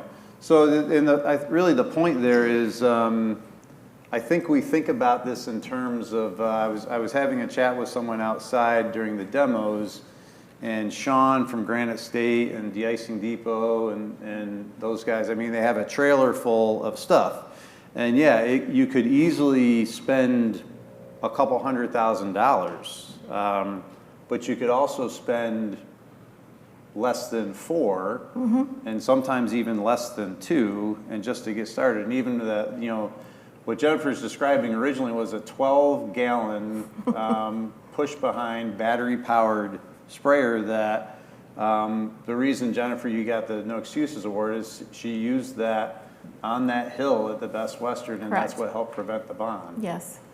So we can start small, right? So, and for some practitioners in the room that may seem obvious, and I think maybe what's not as obvious though is even at from a residential homeowner setting, there's lots of these simple things that we can do, hand cans, backpack sprayers, just small things like that, right? So is there anything else you want to share with us now? Nope, I'm sure there'll be another question in a minute or I'm two. sure. Yeah. Okay, Marie. So I met Phil February of 2023, I believe it was, February 2023, and it was shortly after the story you heard on the video, and it was a huge impact. I mean, it was stopped me in my tracks. Oh my gosh, the realization that I was contributing to the problem instead of the solution. And in that moment when I realized they had used that 50-pound bag of salt on 418 feet of boardwalk, I mean, it was there was a paradigm shift that occurred, and I literally stood in that parking lot and I made a vow to myself that I would always be part of the solution and not the problem. And so I was determined there's got to be a way to go chloride free completely. And I met with Phil, and Phil's like, pull back the reins, hold on, you got to start small. And so it came out in a conversation that we were actually the contractors that took care of the Olympic Training Center in Lake Placid. And so he came on site, and we designated a test zone where we would use entry, or the potassium formate, and then slowly but surely expanded on the rest of the sidewalks. From there, and that was a hand sprayer. And I forgot how many square feet of sidewalk offhand OTC is. Went from there, and then what we did was we purchased a mini Bobcat, the MT100, with a broom. And we did use the broom on the sidewalks and on the edge of the curbs on the parking lot and in a couple key areas where there were drainage issues, ice accumulation. This year we've purchased, interesting, last year we observed that on the backside of the property where the dorms are, the wind pattern literally changed last year, and we were having horrific issues with drifting. Like, we had never had those issues before, and significant drifting in a couple entrances. So this year we purchased a snow blower attachment. I don't know if you know that, but a snowblower attachment to go on the Bobcat so that we can deal with the drifting much more efficiently and effectively. This year, we are making the leap. We're getting cameras on the property, and Wes just replaced his truck with a new F350, and we're going to brine, and that's our goal for this year. So leaning on this guy to help guide the way. And actually, one other thing that I know of that too. So the other opportunity is a lot of the sort of traditional spreaders, hoppers. You know, there's things that we can do now. We've talked about this with their operation where you can have a combo unit. So it's salt hopper, pre-wetting, direct liquid application, and then even including what Rock Kib and Viesis offers, it's an aftermarket product, so where you can actually turn, you know, any of the traditional controllers, which is really just controlling a spinner and a conveyor. You can actually now control it with ground speed. So that's really that's a very new option for the private side of the industry that's not been available. So, you know, DOT, you know, has the sophistication to be able to control their rates. A lot of the other municipals do, so that's not really been readily or affordably available to private contractors. Really, it's been only a couple of years that it's out in the market now. So that's going to be exciting new innovation that I think is going to even drive further reduction. Yeah. So not only am I involved with the OTC, or the Olympic Training Center, but a new project that I started just out of a casual conversation with someone was getting involved with Northwood School. And Marcy Fagan, who is the teacher for the Adirondack Science class, just happens to be a member of the Mirror Lake Watershed Association, and I happened to they had invited me to give a talk about salt reduction efforts that we were implementing at the Olympic Training Center. And Marcy reached out and said, would you be interested in giving a class for the kids in her class? Well, that just blew up. And so last year was year 0, and so this is what we did. I went in for 3 different classes, taught the kids just basic principles of mechanical preventing the bond versus having to break the bond chemically, divided the class up into groups. Each team of 2 people took on a sidewalk as their own responsibility, and what we had them do is to collect data. We actually I went out with them, looked at each of the sidewalks, and applied what they had just learned in class to be able to identify some of the obstacles and the considerations that they were going to have to take in maintaining the sidewalk. That was year 0. They went from, I just confirmed this with Scott, they went from using a pallet of salt, so as you know, a pallet, usually I believe it's 49 bags, to less than a quarter for the entire year. So 1 ton to a quarter ton, basically, yeah. And we went, and we had a lot more snow in Lake Placid than we had in previous years. This was considered a normal winter. Just with a few-minute conversation with Scott, who's the grounds person, just teaching him just very basic stuff, he went from 4 tandem loads of sand salt down to less than 1. For the entire season? For the entire season on their entire property. So now people are starting to take notice, and now we're just going to up the game even more. So I'll be getting into the class here next month. Actually, I'll start teaching the new class, and we're going to get the students collecting more data. And yeah, I'm hoping to collaborate with Allison and. Yeah, I was just Yeah. going to say, in your collaboration panel, but I was thinking Ally and Jennifer, so it just seems like that's an interesting model that maybe could be taught to take to the school. And so the ultimate goal is to be able to have the students themselves present to the Village of Lake Placid, who has had some resistance to the idea of reduction using brine, et cetera, as Phil knows. So we want to be able to do this year after year, have the students be collecting the data, create a solid foundation of data that they can then go back to the town and present. Very cool. And so that's what we're doing right now. Excellent. Thank you so much for Yeah. sharing that. Yeah, that's a neat new, I think, sort of initiative that maybe that's part of where we take the next 10 years. We're going to the schools. Yeah. Okay, we've got a few minutes left.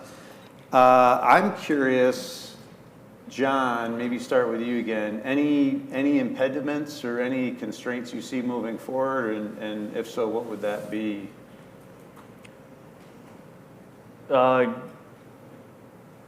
Definitely, there's the contractor aspect where we are. We have contractors that want to be involved and learn brine, and we're encouraging it, but it's hard to convince a contractor to make the investment, right?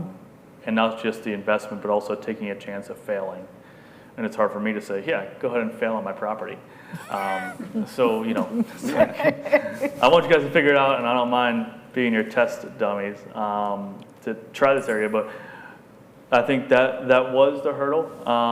But I think we were able to overcome that by starting to when we put our property out to bid, we kind of chose contractors to bid that we knew would invest in this.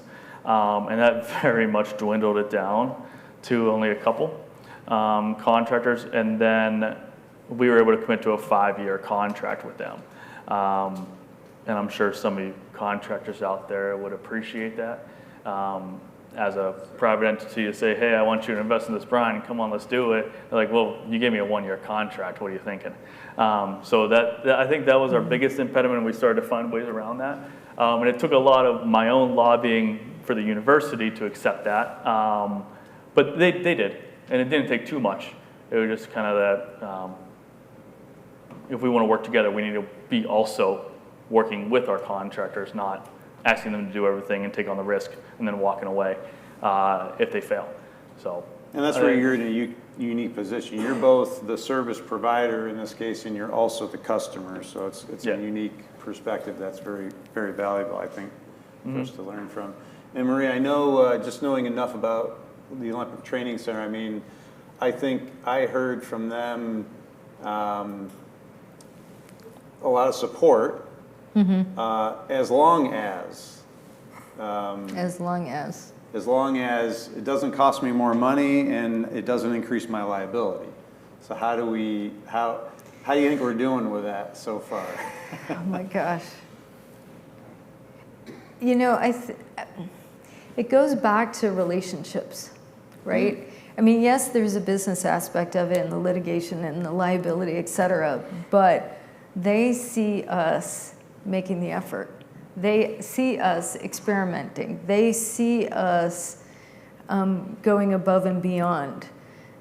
I mean, yes, we need to sit down and have that conversation that the potassium formate is a lot more expensive than the chloride, but we've been using it. They see the benefits of it. I think at this point they can track.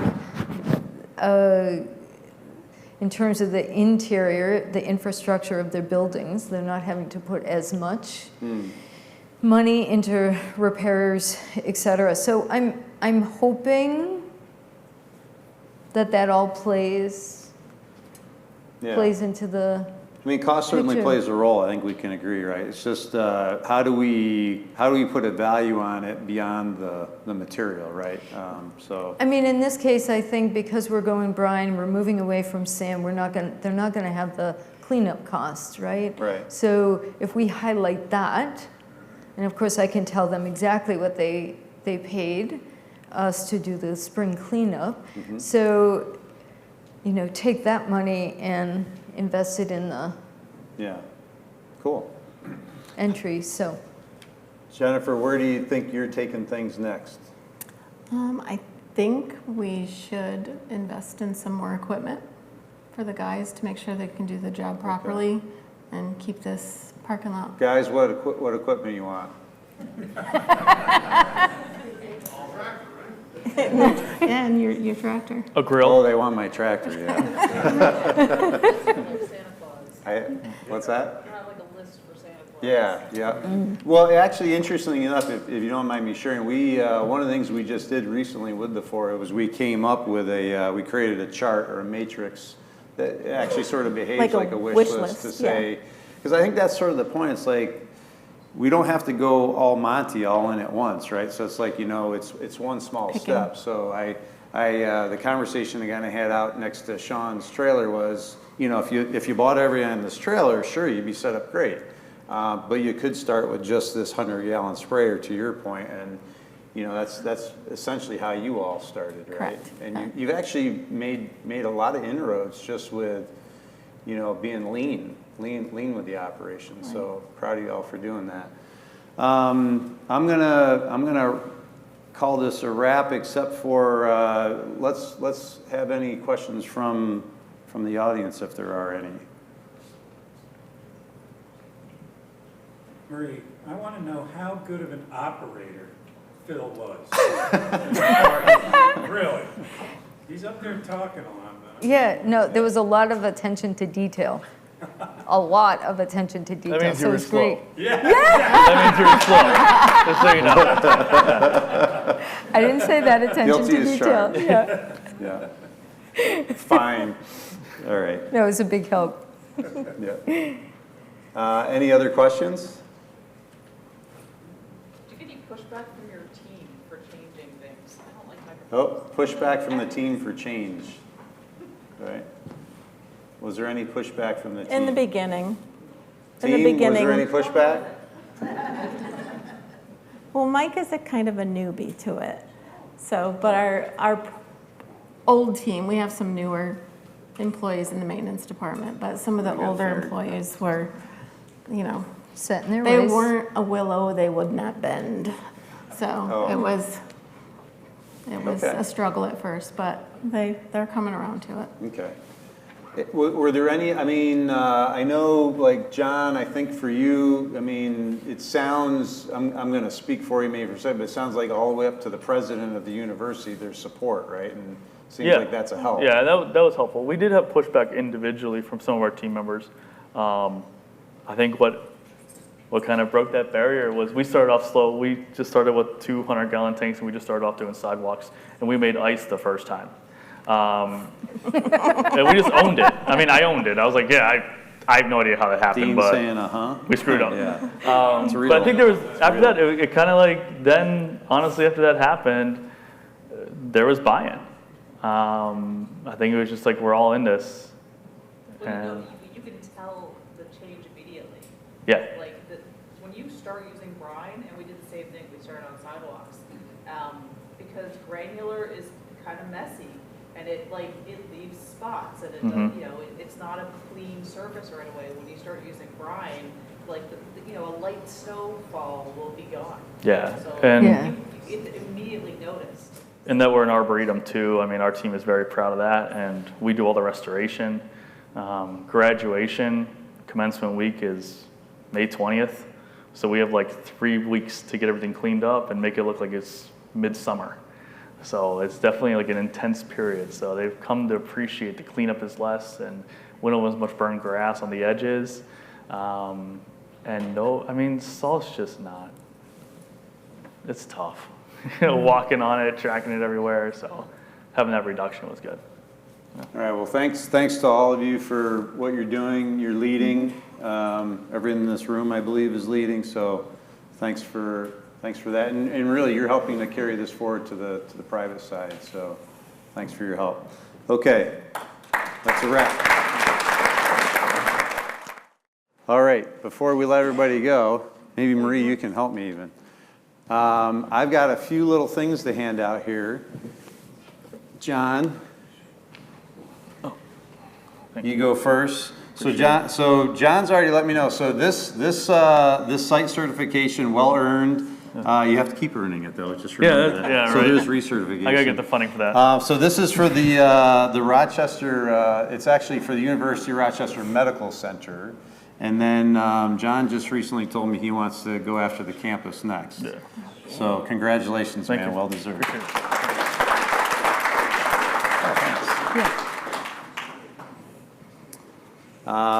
Can you advance the slide? We'll go, we do have, we were hoping Wegmans was going to be here today.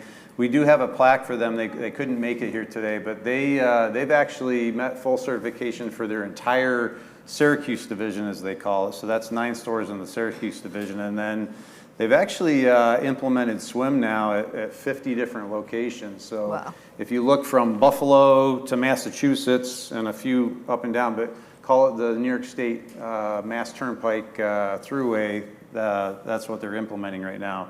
And then, can you call your team up here, Jennifer? Michael, Kathy, Randall, I don't know who else is back there.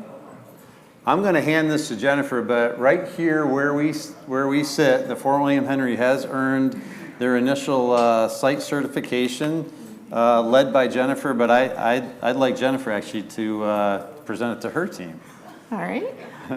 This is our maintenance director, Mike Gratton, Jim Tucker, CEO, Catherine Munsell, Roger Aberson, Zane Brown, Randall Harriman, Matt Stemp, Billy Joe Meter, who else is back there? Andrew Reynolds, and Rob Stowe.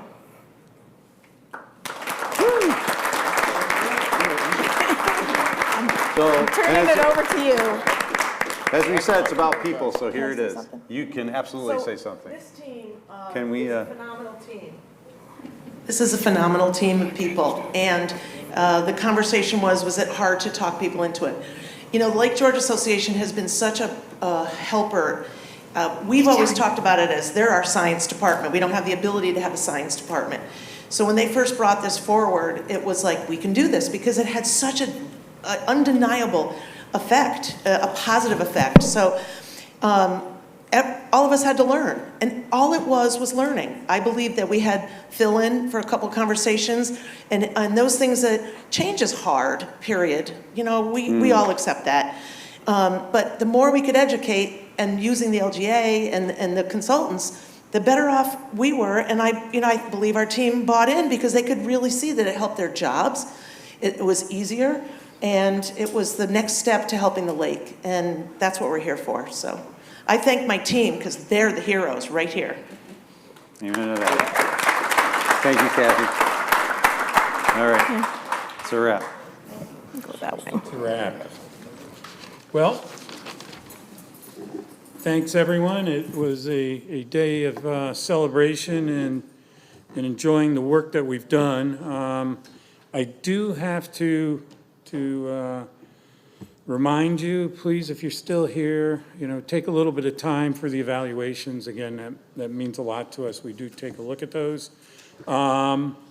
We will have videos up. We do, and I want to give, I haven't done it in the past, and I apologize, but give our production team, Doug and Alex and Don, Chris and Jason, a big hand, because they do great work, make my job a lot easier. They take time and video this for us. So to Visual Planet, thank you so much for making my day easier, at least. So thanks so much for that. I also need to thank somebody who helps so much, does all the little things. Danica Campbell out in the hallway. She does so much to keep things going and make smoothly, as well as the other staff with the LGA. So thank you all for making my job a lot easier. So thanks as well. In just closing out, a couple of thoughts. I always like to wrap up, and really I'll get you guys out of here in a couple minutes. But John said something about the concern about salt, about comparing it with fertilizer, and the certifications that come along with the fertilizers, but nothing with salt. And, you know, I think it was talked about earlier, so, and we've talked about this, Phil, going back 10 years, you know, act now before there's legislation. Everybody's concerned about regulation. So can we start making these steps and these decisions that can happen earlier? Kelly Tucker on one of the clips from a few years ago talk about all our individual decisions. So, you know, can we start doing that, or we're going to wind up becoming regulated? So that Dean talked about, you know, habitual behavior and that there is sometimes a lack of knowledge, and sometimes that falls on folks like us as the environmental groups to spread that education. So the other things I took down, hey, take time to celebrate. When you're doing a good job, it's okay to celebrate and take a look back. And, you know, this was fantastic for me to look back at the friendships I've developed and the partnerships over 10 years. So we should all remember to do that. We need to get the word out to the public. I think Ally said that, you know, we need to let them know. We need to help make them part of this solution. And that always gets a bit to that level of service and the expectations. Educate the legislators, I heard earlier. Get them out in the field or the garages or your training. If we can help you do that, it was great to have some in here, so that's how we can get change going as well. Shovel more, salt less, yeah. I mean, that's easy. I do that a lot, and unfortunately, you know, now my teenage daughter's away at college, and she in South Carolina nonetheless, so she won't be shoveling more, but I will be. So I think that's something we all got to remember. Give the plow drivers a wave and not the finger, you know. I mean, they are out there doing the tough work. They are heroes, so I want to credit them, and we wouldn't be here celebrating successes if it wasn't for their hard work and working with us. We are at a teachable moment, and we can solve this, but we need to solve it together, everybody, not just one person. We need to all act together, work with whoever we can. Teaching the schools, that was a great, Marie, that was a great example. So thank you, and thank you all for coming. Thank you for supporting this event, and thanks for all that you do for the community and for the lake and for each other. So again, I think, thank you all, and hope to see you next year. So, and with that, we close another year. Thanks.